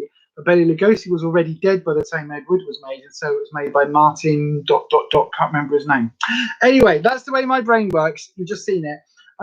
Little Miss Budget, Ness, you love The Wicker Man. It's so creepy. It really is. I am going to do a series on the other channel about witchcraft and paganism in films. I'm going to basically do something called the spell count, where I'm going to basically go, how many spells, how many witchy moments are cast in all of these various films. Wow, Renata, good question. Does one survive the meals cooked from the recipes of Vincent Price's cookbook? It's called Cooking Pricewise. Wow, I'm going to have to try and track that down now. Let me find a pen. I think I've got a pen and paper just over here. I did have, and everything's falling on the floor. That sounds really interesting though. I got a paper, That is a very good question. Yes. So is it one where, like, is it like the Hannibal Lecter cookbook, where it's like, first of all, take his spleen? Could be interesting. Sorry, Mandy, I realised we're still on horror. This is what happens, you see, because I used to write a horror zine as well. It only lasted 5 years. Unfortunately, unlike Neil, who's been persevering with it for like 20 years, I think I gave up on year 2 or 3, and I'd done 5 issues at that point. because it was very, very, very difficult. Yes, again, I was about to say that, Vanessa. So Wicker Man, make sure you watch the original with Edward Woodward, Edward Woodward,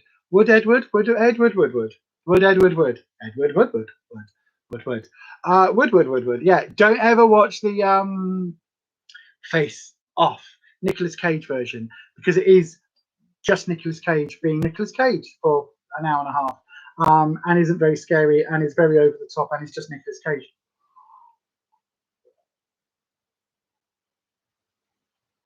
But the original one with Christopher Lee and Edward Woodward is very, very, very, very, very good. Very good. And a little bit scary, and quite, and actually at the end is very, very, very scary, like very super scary. What's making, I'm not making you giggle. Why am I making you giggle? Just because of the name Edward Woodward. What would Edward Woodward do? Do what Edward Woodward would do. What would Edward Woodward do that? Well, I don't know. What would Edward Woodward do? Woody Woodpecker, Woodward. Yes. Anyway, yeah. Also another dodgy horror film, dodgy remake. I was trying to think of a remake, a horror remake that actually is good. I think. Oh, that's a good idea, Mandy. Buy the Vincent Price book. I shall buy the Vincent Price book. I don't know why I'm trying to do a Vincent Price impression. That was so bad. But buy the Vincent Price book, make a recipe, and then will it soup. That could happen. That could happen. That could be a thing. That could be a plan for Halloween. You see, what was it called? Cooking Pricewise. Cooking. I'm sure it's not Kay's bloody cooking, is it? Cooking. I'm back in the kitchen cooking again. Cooking Pricewise. I'll have a little look. See. No, you haven't got an S there. There we go. I will definitely have a look, because that sounds like an interesting thing. But yeah, I'm going to do a review series on the other channel, actually. Not a lot, not every week, but I might do like one a month or something, where I look at some of the witchcraft films, because there's some really good ones and there's some really horrendous ones, and like 98% of them get witchcraft completely wrong.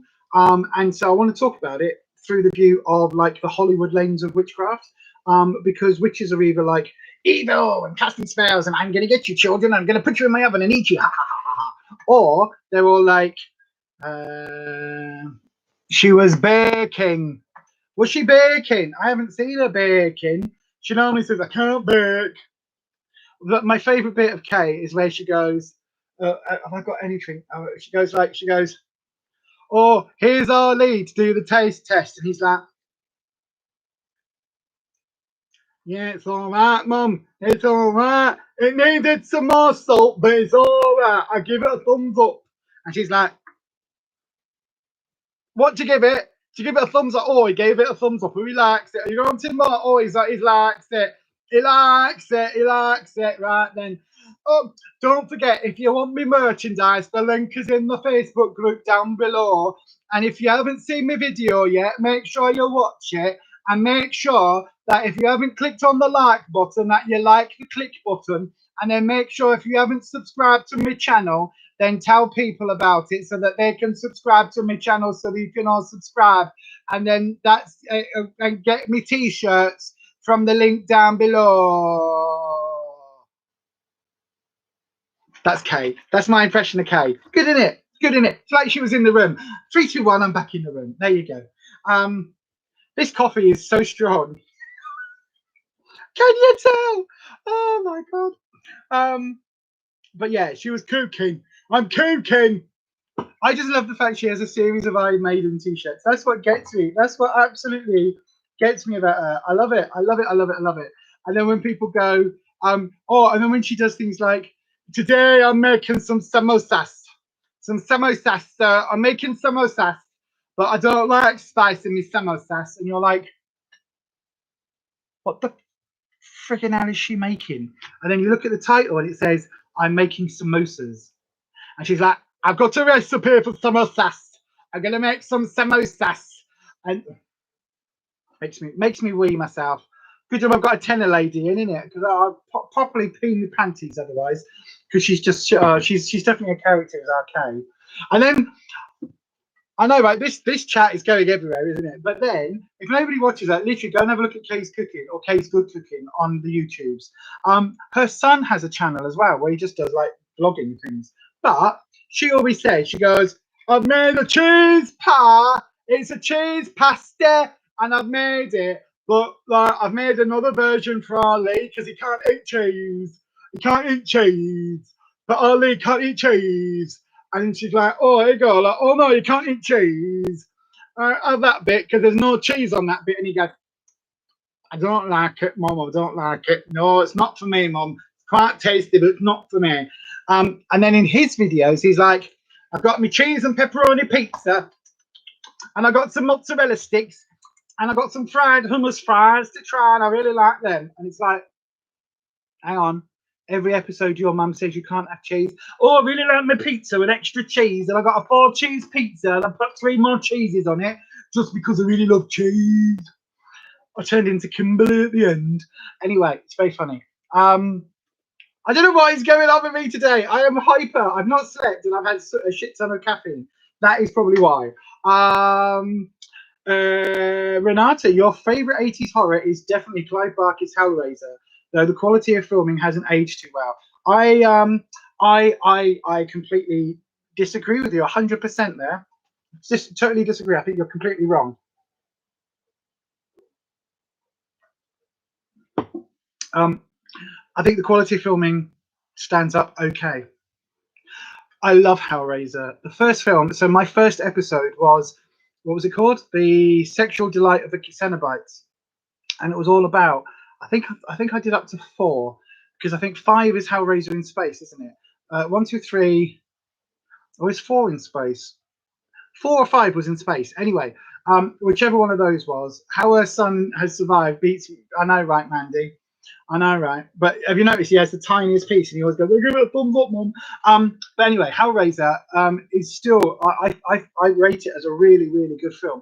It's not as spooky. The first one is really like psychological, very kind of fetishistic, very kind of just very interesting. Lots of really like nuanced scenes, and very sort of like the element where you first see the person who's got no skin for the first time. Those effects are like, the effects of the skinless body are amazing. The effects where he first comes back and kind of puts himself together, that stop motion animation that they basically reversed the footage of, that I'm not too sure on. But like, that is very good. The fact that Julia kind of like goes and meets these guys at seedy places, invites them back to do the humpy thing, and then puts a claw hammer in the back of their heads. That I find, like, that whole premise is really interesting. Andrew, it is absolutely, it's all BDSM. It's completely like fetishistic. But Andrew Robinson, who later went on to play Garrick in Star Trek Deep Space Nine, he's the lead human in the first film. He is an absolutely lovely guy. I met him at a couple of conventions. He's a seriously lovely guy, and would happily talk at Star Trek convention, happily talk about his time on that film, and seemed to really kind of enjoy it, even though it was difficult for him. But really enjoyed the acting challenge at the end of the film. If you haven't seen it, I won't give it away, but at the end of the film, Andrew Robinson has a really interesting acting challenge at the end, which is really good. In subsequent films, though, so Pinhead I really like, and I love the Cenobites. I love all the variant ones. I love when Terry Farrell was in it, who was also in Star Trek Deep Space Nine, who played Dax. She was in one of the later ones as a news reporter. And yeah, so I love all of that.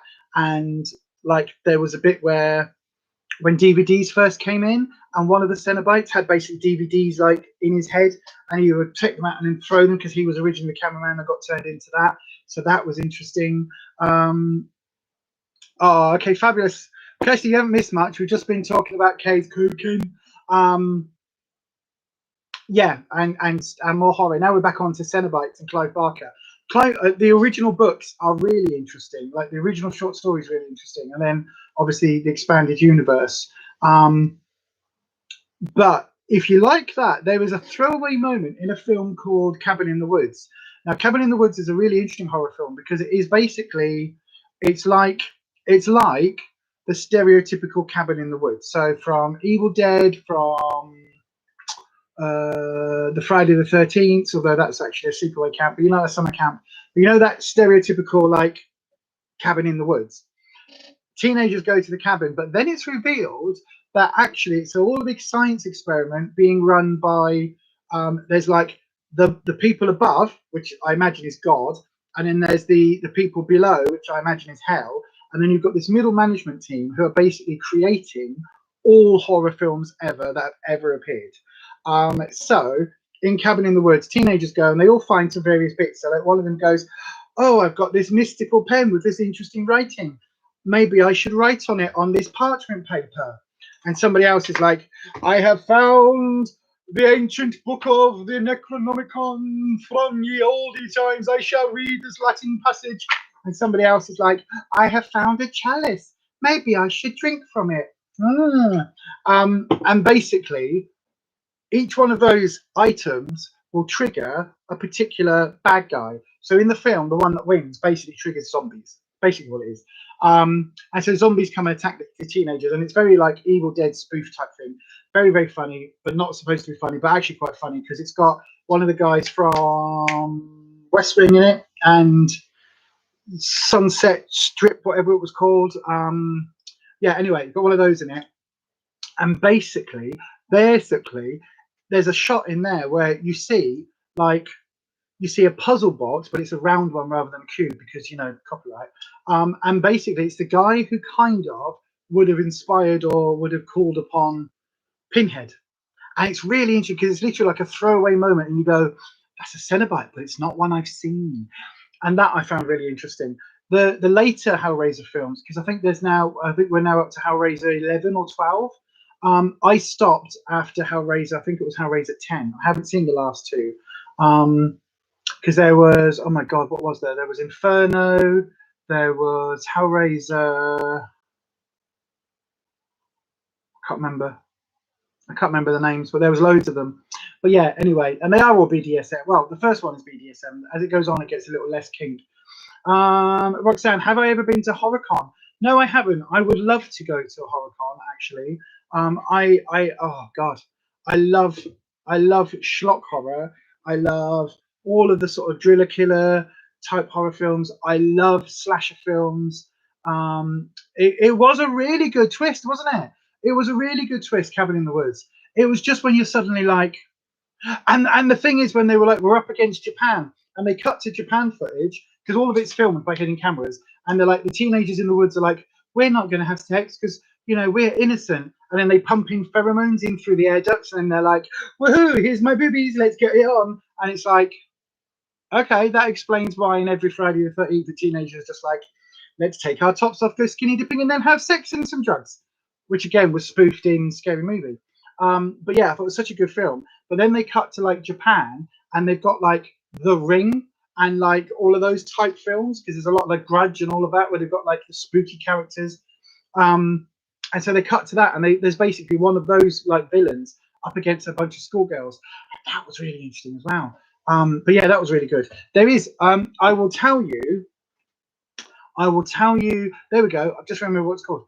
Like one of the best horror films, there's 18 Hellraiser films.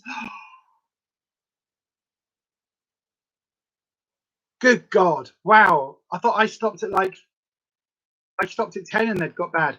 I know that the last 2 or 3 haven't got anything to do with Doug Bradley, who was Pinhead. They like recast Pinhead a while back. So I've got no idea about that. Okay, my darling, you take care, Kirsty. Give me a ring if you need to later on. Bye. Love you lots. Bye. Love you lots. Bye.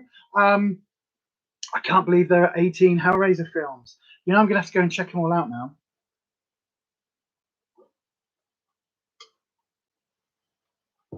So, of the last sort of 12, 24, 36 months, the last couple of years, what are people's favourite horror films? Because there's a really good film. It's a Korean film, I think, called Alive. And it's basically set in a global pandemic, except it's a zombie pandemic. but it's got so many correlations to what we've been through with COVID and things. It's very, very, very good. If you ever get a chance to see it, you can put the, I think we watched it with subtitles on. You absolutely get it, watch it. It's very, very, very good. What else would I recommend? Oh, the 18th is in, oh, really? The 18th is in production and it's a reboot of the first. Oh my God. The Hellraiser graphic novels are meant to be good. I think I've read one or two of them. The thing is, right, I like my horror villains to still be kind of like a force of nature, right? So I like Pinhead. I don't want to know that he was a Lance Corporal and, you know, was in the First World War and blah, blah. I don't want to really know his backstory. And I know it was a good excuse to get Doug Bradley in the film without his makeup and blah, blah, blah. And I know that that was supposed to be a good thing, but I like, just let him be a force of evil from hell. Just let him be like a force of evil with a massive kink twist who is into like lots of stuff that a lot of like the Westboro Baptist Church people would absolutely hate. Let him be that. I don't want to know that he's got PTSD and his girlfriend was, you know, killed on a. I don't care. Let him just be a force of nature. Let him be like Jason Voorhees. So let him just be a force of nature. Like Jason Voorhees has died legitimately 4 or 5 times in the franchise. In one of them, he died so many times. His like slug thing inhabited his evil twisted soul inhabited lots of other people. For God's sake, so you know what I mean. He has been a horror villain in lots of other. So that's what I like. Let him just be a shuffling shape who kind of meanders towards you, but then mysteriously, when you run at full pout down the street, mysteriously he can then all of a sudden teleport and be in front of you. That's what we want. That's what we want. I don't want all the rest of it. Let's just have that. I did watch Contagion, but I can't remember anything about it. There's another one as well. I think it's called. It's something like Manic or Maniac or I can't remember. It's set in an office, and basically, like everybody's in the office is locked down, and it's got the guy in it who was, oh my God, I can't remember his name. The Chinese guy from Walking Dead who gets his head caved in. And everybody cried, and that's when I stopped watching Walking Dead because I was like, oh my God. But he's in it, and he's like one of the main characters, and it's an amazing horror film. Maximum, no, Maniac. I'm sure it's called something like that. But yeah, Little Miss Budgets had a look, and they said it only mentions 10 Hellraisers. So are we looking at 10 or 18? I know there is more than 10, Vanessa, because we've got 10 fridge magnets on our fridge, which are the Hellraiser like DVD title, video case title pictures, and they're all on our fridge, the first 10. And I know that they did a DVD release of the Lament Configuration box, which had the first 5. They had one DVD release that had the first 3. They had another one which had the first 5, and then I think after that it's all owned by so many different studios that you just could never get one big full collection. But yeah, did I watch Contagion? Done a few years ago, but it's literally a play-by-play of the current times. I think I did. It definitely rings a bell, Roxanne. It absolutely rings a bell. IMDb lists 18 plus a whole stack of documentaries. Oh, I would definitely have to have a little look-see as to what it is, because I know that there is at least 10. Because I know that on number 10 it was like the last 4 films were like, they weren't Hellraiser films, they were just generic horror films or generic spooky films that they rewrote slightly and put the Cenobites in. And I know that the last 2 or 3 didn't have Doug Bradley. Like certainly the last 2 didn't have Doug Bradley in as Pinhead. And of course that's the reason people watch it, is for Doug Bradley. But I also like I like all the slashers. So like the classic ones, all of the major classic ones. The only horror films I will never watch again, and I will never pay. Well, I'll never pay for. I would openly illegally download and illegally stream, okay, would be Jeepers Creepers. And the only reason for that is because the guy who made those 3 films is a convicted sex offender against children, was supposed to do something like got 3 years in prison, even though he filmed himself abusing a kid. Got 3 years in prison and was released after 3 months. Disgusting. And he's back working in Hollywood. Absolutely fucking disgusting. So I will never, ever, ever, ever give any money to any part of the Jeepers Creepers franchise, any film that he ever does in the future.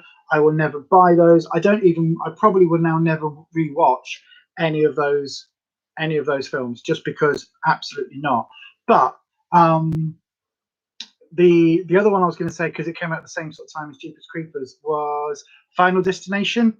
Love those. They're coming out with a new one of those is supposed to be coming out. Those were really cool. Can't watch them all because, like, the tanning bed scene with the 2 girls in the scares me. Just don't like that. But like those, I found really interesting. Although the special effects got really cheesy. But like a lot of horror films, like a lot of them now, when you rewatch them, they're not scary. Texas Chainsaw Massacre 1 is scary.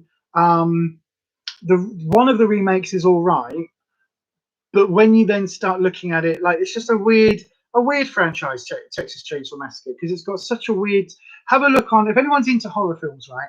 Have a look on Google, type in Texas Chainsaw Massacre or TCM timeline, like flowchart, and you'll see a flowchart, and it is the most convoluted flowchart. It's like timeline 1 does it, but it's a bit like Halloween. Okay, so Halloween, we've now got in the official timeline, we are now still with the newest ones, where there's a new Halloween coming out this year, I think, in the franchise now, where Jamie Lee Curtis isn't Michael's sister rather. She is now just Laurie Strode, who just was a neighbor. So it now goes Halloween 1, then it jumps all of the in-between films to, and even Resurrection, which she was in, and H2O, which she was in. It deletes all of those and takes us straight to Halloween. So we go Halloween, which is the reboot sequel, which basically got rid of all the other sequels, and then all of the sequels from Halloween. But that isn't Rob Zombie's Halloween, because that's a different timeline with a whole different set of characters and different Michael Myers that doesn't pick up on the first one. So you've got the original Halloween with Donald Sutherland as Dr. Loomis and all of that, and then you jump to the Jamie Lee Curtis Halloween. Technically, it should be Halloween 2, but it isn't. And then you've got all of that time. It's such a it's amazing what they can do with horror stories, but it is such a convoluted timeline. And when you're trying to watch it and go, but I thought she was his sister. Oh no, she's not his sister, because I don't know. But yeah, anyway, all of the slasher films I like, with the exception of Valentine, which has got David Boring Anus in it from Buffy and Angel. Oh, can't stand him. He was the worst. He was the worst. The absolute worst part of Buffy was David Boring Anus. Absolutely the worst part of Buffy. Renata, on torrent downloads, there are collections of complete sets of 10 films from 87 to 2018. I will have a look, and I will actually, like, I'll put a thing out on, because I can put it on this channel because we've got more than 1,000 subscribers. I'll put a comment out and just basically say this is like the definitive answer as to how many Hellraisers there are, because I know that there is a couple more in production, or at least I know that there were.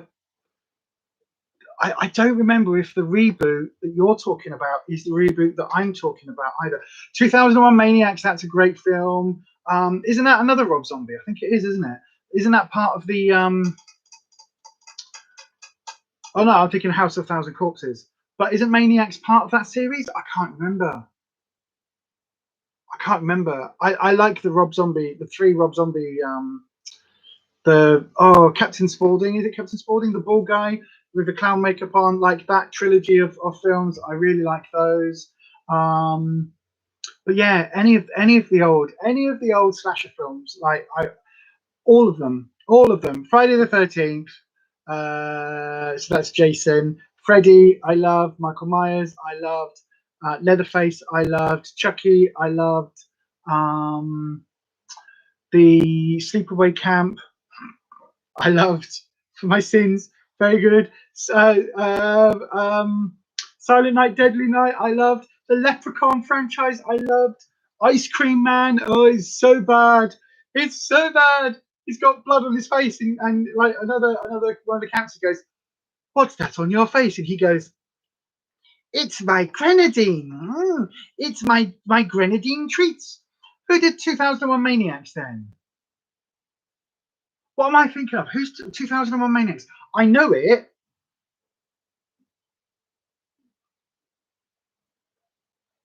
I can't remember. The only thing I'm getting with 2001 Maniacs is that was a line that I believe, if it wasn't, but it's in my head. It's conflated with Freddy because there's a line in there where he is the bastard son of 1,000 maniacs.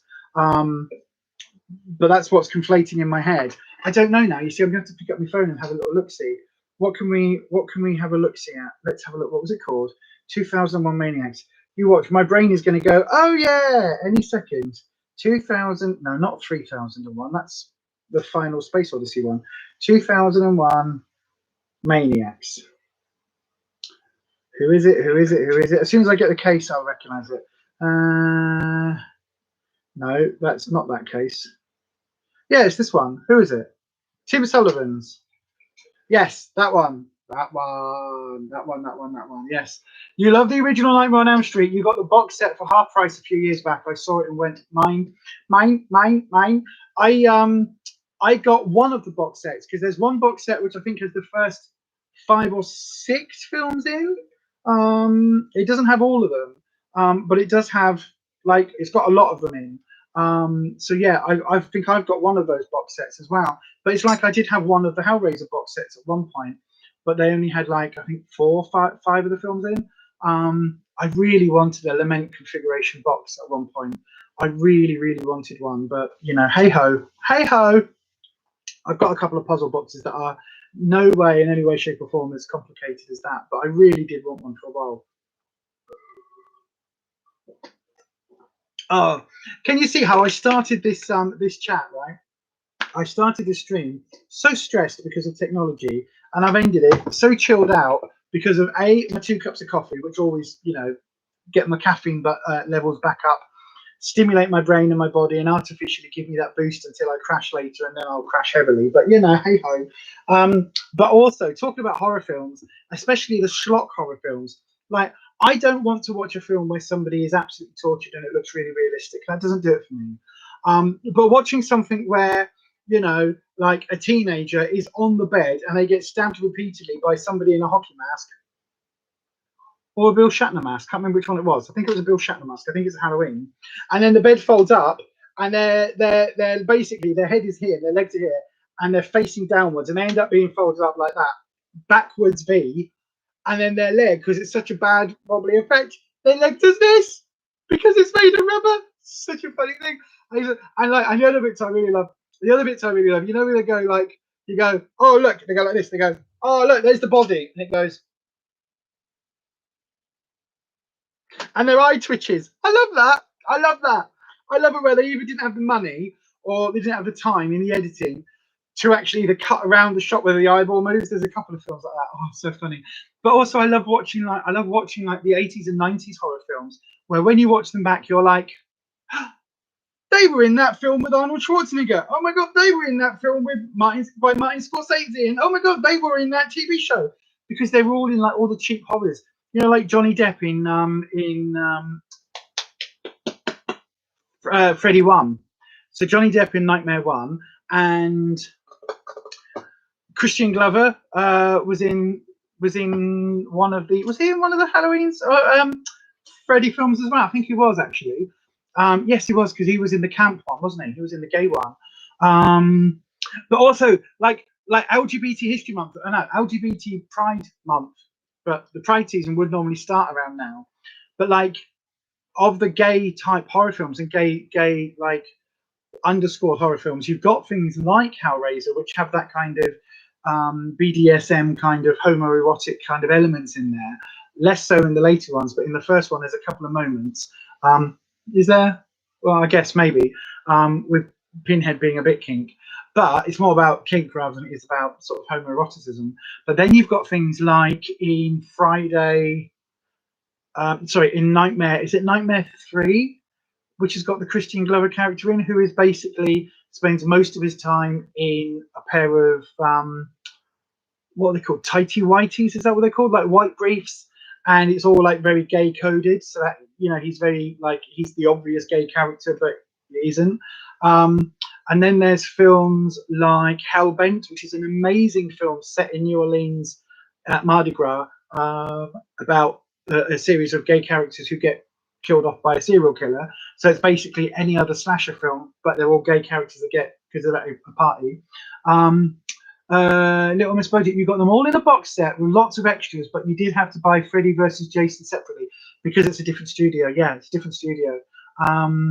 I love Freddy versus Jason. I know it's not the right Jason, and I know he's too short, but I love it, and I love the ending of that film. I love the fact that it was set up for a sequel. I love it, love it, love it. I just wish they'd done more films because they were going to do Freddy versus Jason versus Leatherface, and they were building up to do a Freddy versus Jason versus Chucky and a Freddy versus Jason versus Pinhead.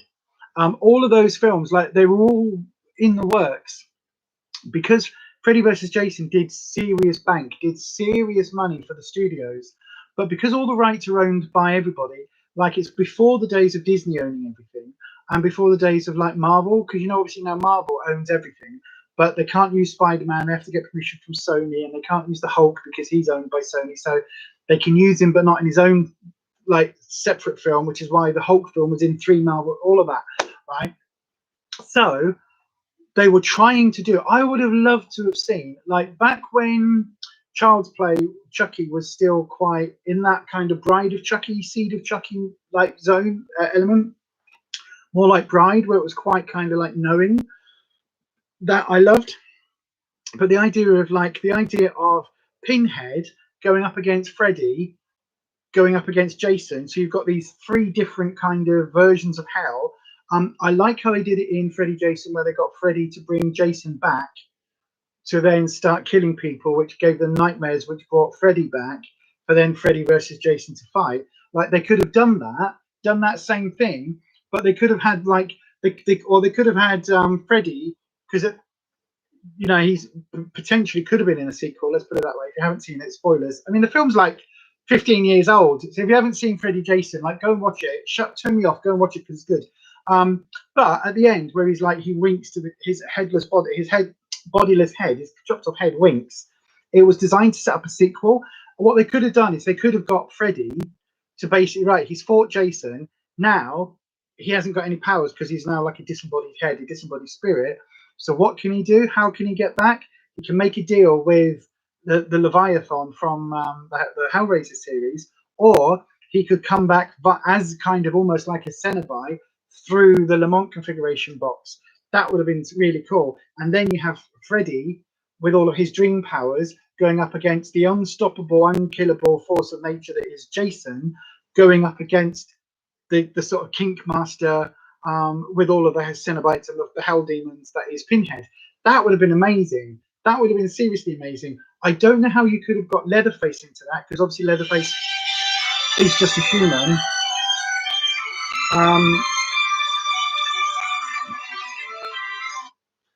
Leatherface at the end of the day is just human. So, how he would have got into it, I don't know.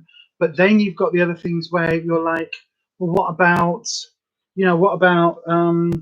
Chucky? How would Chucky have got into that film or into that series of franchises?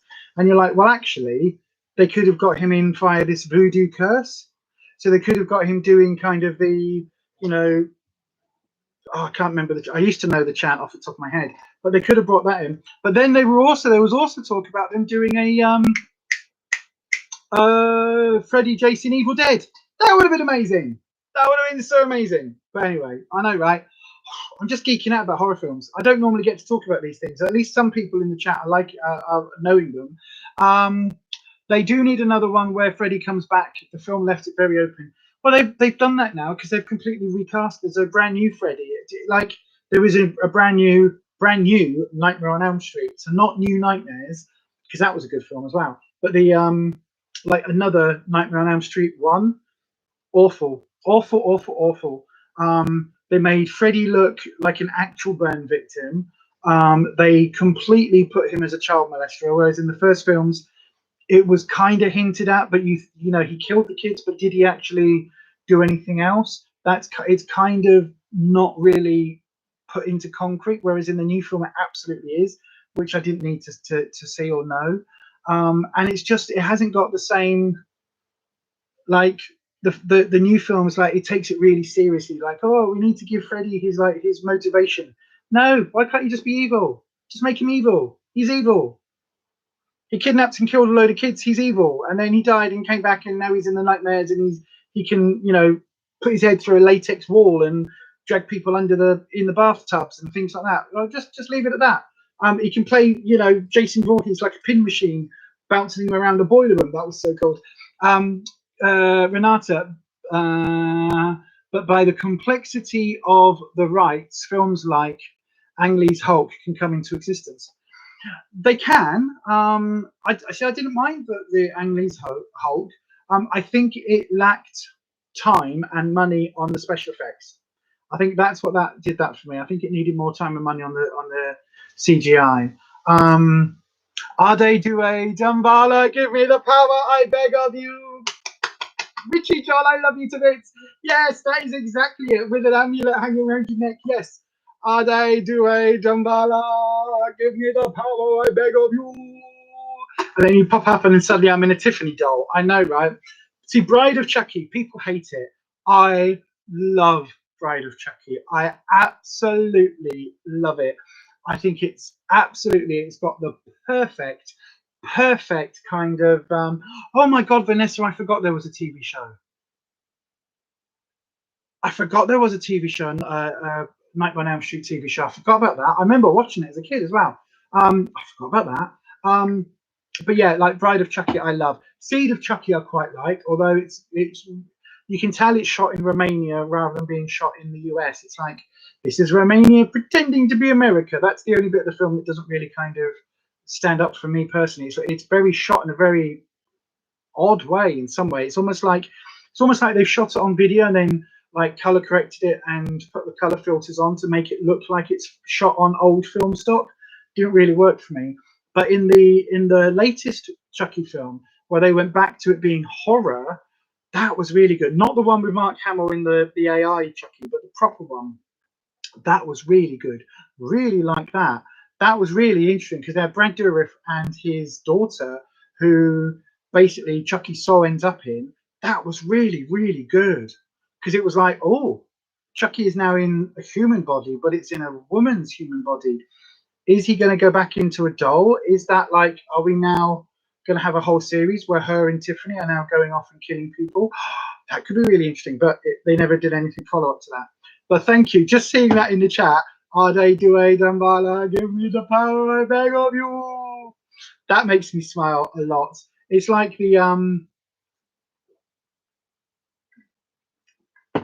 Evil Dead chant. And it also, do you know what that else reminds me of? Oh my god, this will I know I'm over 1 o'clock already, but I will be ending very soon.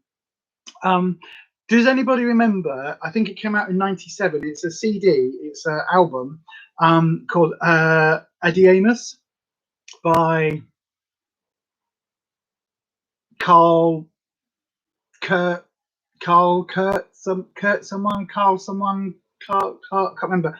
But it was a blue CD case. I've got it somewhere. I don't know where it might be. It was a blue CD case, and basically all of the lyrics sound like they could be African, they could be Maori, they could be all these different languages, and it's just all made up. It's was it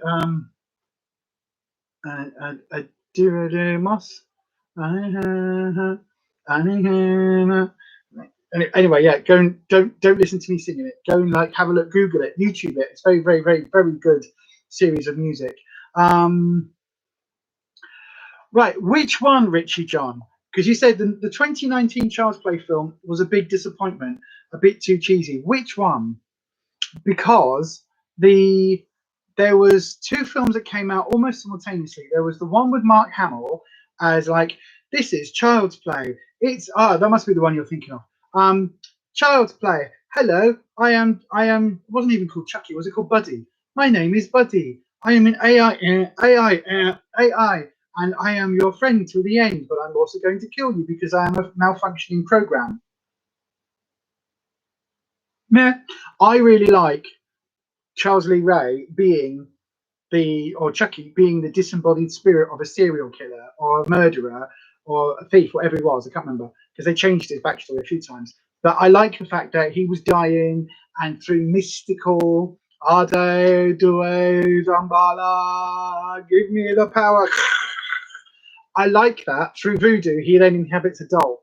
That I think is great. Having a bit of AI that malfunctions, we've seen that is in the film AI.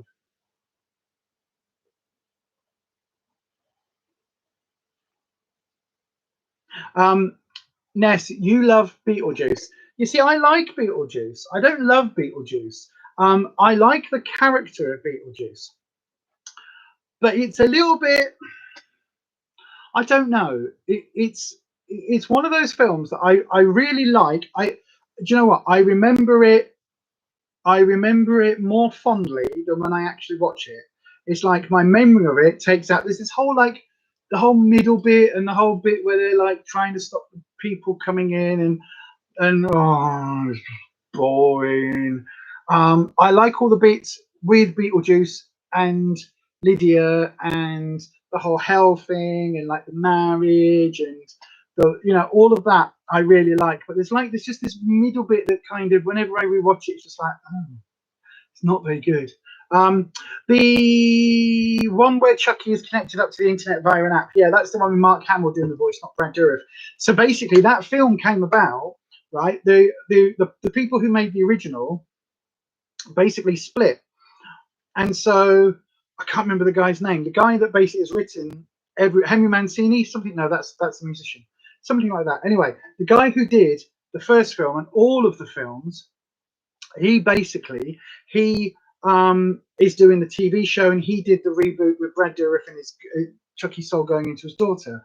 But the film studio had the rights to the name Child's Play and the name and the image of the doll. So they made that new one with Mark Hamill, that AI doll. They made that without the original writers or anybody else's involvement, and they basically made their own film. And cashed in on the fact that Child's Play was due to have a TV show. Not good. Not good. Roxanne, you're going to have to check to investigate the TV series of Nightmare on Elm Street. Didn't even know they had one. It was in I want to say it was in the 90s, like mid to late 90s, because I'm sure that I was still at school.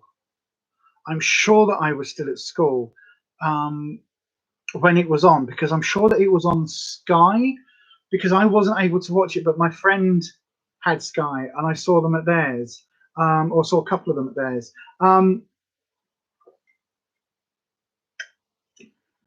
But I'd completely forgotten, and I don't think it's, if I remember rightly, it isn't really heavily Freddy centric. It's almost like an anthology series, if I remember rightly. I might be completely wrong on that because it's been a few years.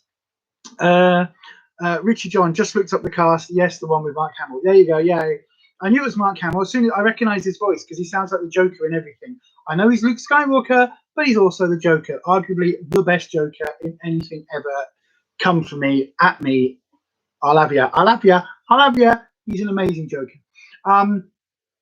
Roxanne, have any of you seen the TV series or the musical of Beetlejuice? The cartoon TV series, I remember that. That was dodgy because it was nothing to do with the film. The musical I haven't seen because it wasn't, I don't think it's been on over here. Although Trisha Paytas, who is a celebrity and a YouTuber and influencer and all of that, she raves about it. And so I really should go and have a little look at that. October 88 to March 90. What, the Nightmare on Elm Street series? to maybe 2 seasons, maybe 3 seasons. 88 and 90. Wow. It's earlier than I thought. Maybe we got it over here a couple of years later, like Beauty and the Beast, the TV show, the original TV show with Linda Hamilton. I know we got that after it had already aired in the States. Wow. So I was like 12 to 13 during those times. Wow. Was I really that young when I watched it? Good God. Little Miss Budget, you went to see The Others at the cinema and really enjoyed that. The Others, the film The Others with Nicole Kidman and the Spooky Spookies. Yeah, that was good. That was good as well. Yeah, that I do like. But then again, I like Nicole Kidman. I could watch her in almost anything. Anyway, I'm going to end now, everybody. We've gone over our 2 hours. I've really enjoyed chatting about horror films on this health and beauty channel. I know, right? But I've actually really enjoyed it today. And hopefully I will get the laptop sorted out for next week. I think I need to get it properly put in for an MOT. Same with this one to stop this development thing happening all the bloody time. But I also have a lot of editing to do this week. So on this channel tomorrow evening, I think it's going up about 7, half 7. I've got a friend mail. So one of my lovely subscribers and one of my friends actually sent me a box of goodies that is going up tomorrow. So you'll see that, and you'll see like in the box might be a musical instrument, which might be a clue as to which one of our regular subbies there is. Yeah, 3 seasons. Yeah, that's what I'd expect from October to March 90, because it's about, they do a season about every 6 months. If it was good. So yeah, so that'll be coming up this week on this channel. On Monday there'll be another Will It Soup. The response to that has been really good, actually. So yeah, thank you everybody for watching. If you don't know what I'm talking about, we've got a brand new series on this channel where me and Rufus take a meal and ask everybody's brand new favorite question: will it soup? So we take a meal and put it in the soup maker and see what happens, basically. And so it's really interesting. We've got a few suggestions in. If you haven't seen it, please go and watch it, give it a like, and put a comment in as to what you would like us to turn into soup on a future video. We've got a few ideas. We've had a few people make some really interesting comments, actually. So if there's something you think, oh my God, Lisa would never eat that in a million years as a soup, put it in the comments and we'll see. And like full meals, so it can be like somebody suggested like a lunchtime meal, like a meal deal. So a sandwich, a drink, and a bag of crisps. Could be interesting. We've had somebody suggest Anita, our major spanner, suggested a Chinese meal. That would be interesting. Possibly that might happen in a future one. So yeah, there'll be lots of other like weird and wonderful ones. The first one, I can tell you all now, because if you've seen it or not, the first one is a paella with the paella rice, with a side dish of broccoli, cauliflower, and carrots, all side vegetables, all like nicely dished up on a plate, and then it's turned into soup. Was it any good? Was it something we would have again? Did I eat it all? Did we like it? What did we give it out of 10? What the hell? Why the hell would you do that to a paella? Go and watch the video. It's very interesting. So yeah, next Monday there will be new ones as well. Katrina, thank you, Lisa. I've been listening in the background, completing HR staffing. You've learned quite a bit about horror films. Oh my God, thank you. Have a blessed day, everyone. Absolutely, Katrina. Absolutely. Same to you, my darling. I love horror films, as you can tell. I don't get to talk about them all that often, actually. And I'm not going to turn either channel into a horror channel, so don't worry about that. But yeah, Mandy, if your son would like to know more about the Necrozine, or if anybody else wants to know more, it's Etsy, Necroneal on Etsy. Go and check it out. Seriously, it's a great fanzine. If you like that sort of horror. What else have I got coming up next week? Next week I've got a DIY on Witchy Wednesday over on the Witchcraft channel. I have a DIY. So if you would like to make something, or like to learn how to make something that might be really kind of cool and a bit witchy and a bit kind of interesting, that can be used for actual sort of magical workings, but can also be used as a decor as a decoration piece, then do check us out on Wednesday over on the other channel. And of course, don't forget on Sunday evening, Self-Care Sunday and Tarot. So if you want a free 3-card tarot reading, make sure you're over on Beyond Authentic on the other channel, the Witchcraft and Spooky Wookie channel. Our wild and weird, spelled with a Y, wild, weird channel. Go and check that out over there on Sunday, 7 p.m. UK time. And the tarot starts at about 7:45, but you need to be in before about 7:30 to 7:45 to get your name down on the list. Right, everybody, I am going to go now. It is way over time. I am going to love you all and leave you all. Don't forget, I will be on Kirsty's live stream tomorrow evening on Making It Up at 8 p.m. UK time. I will be there in the live chat as one of her moderators. And of course, I will be back probably, hopefully in the lounge, sat on the sofa in comfort with a coffee and a chat next Thursday, 11 p.m. UK time. In the meantime, I just realised, with all this talk of horror films, we should have had that, shouldn't we? We should have had a spooky red light up in the background. But anyway, thank you so much to everybody. If you are watching for the first time, thank you so much to everybody for interacting today. I have really enjoyed the chat today. I've really enjoyed talking about horror films. And yeah, I will see you all in a future video. Next week or the week after, we should hopefully find out exactly what's happening with Slimming World and exactly what's happening with all of that process. So yeah, do please stick around and follow us for our journey on that. But for now, everybody, I'm going to love you all and leave you all because I need a wee after having a coffee and a squash. So I'm going to love you all and leave you all. Take care, everybody. Have a fantastic weekend. If I don't see you beforehand, I'll see you on Sunday. If not, I'll see you on Thursday. If not, I'll see you tomorrow on Kirsty's. Bye-bye.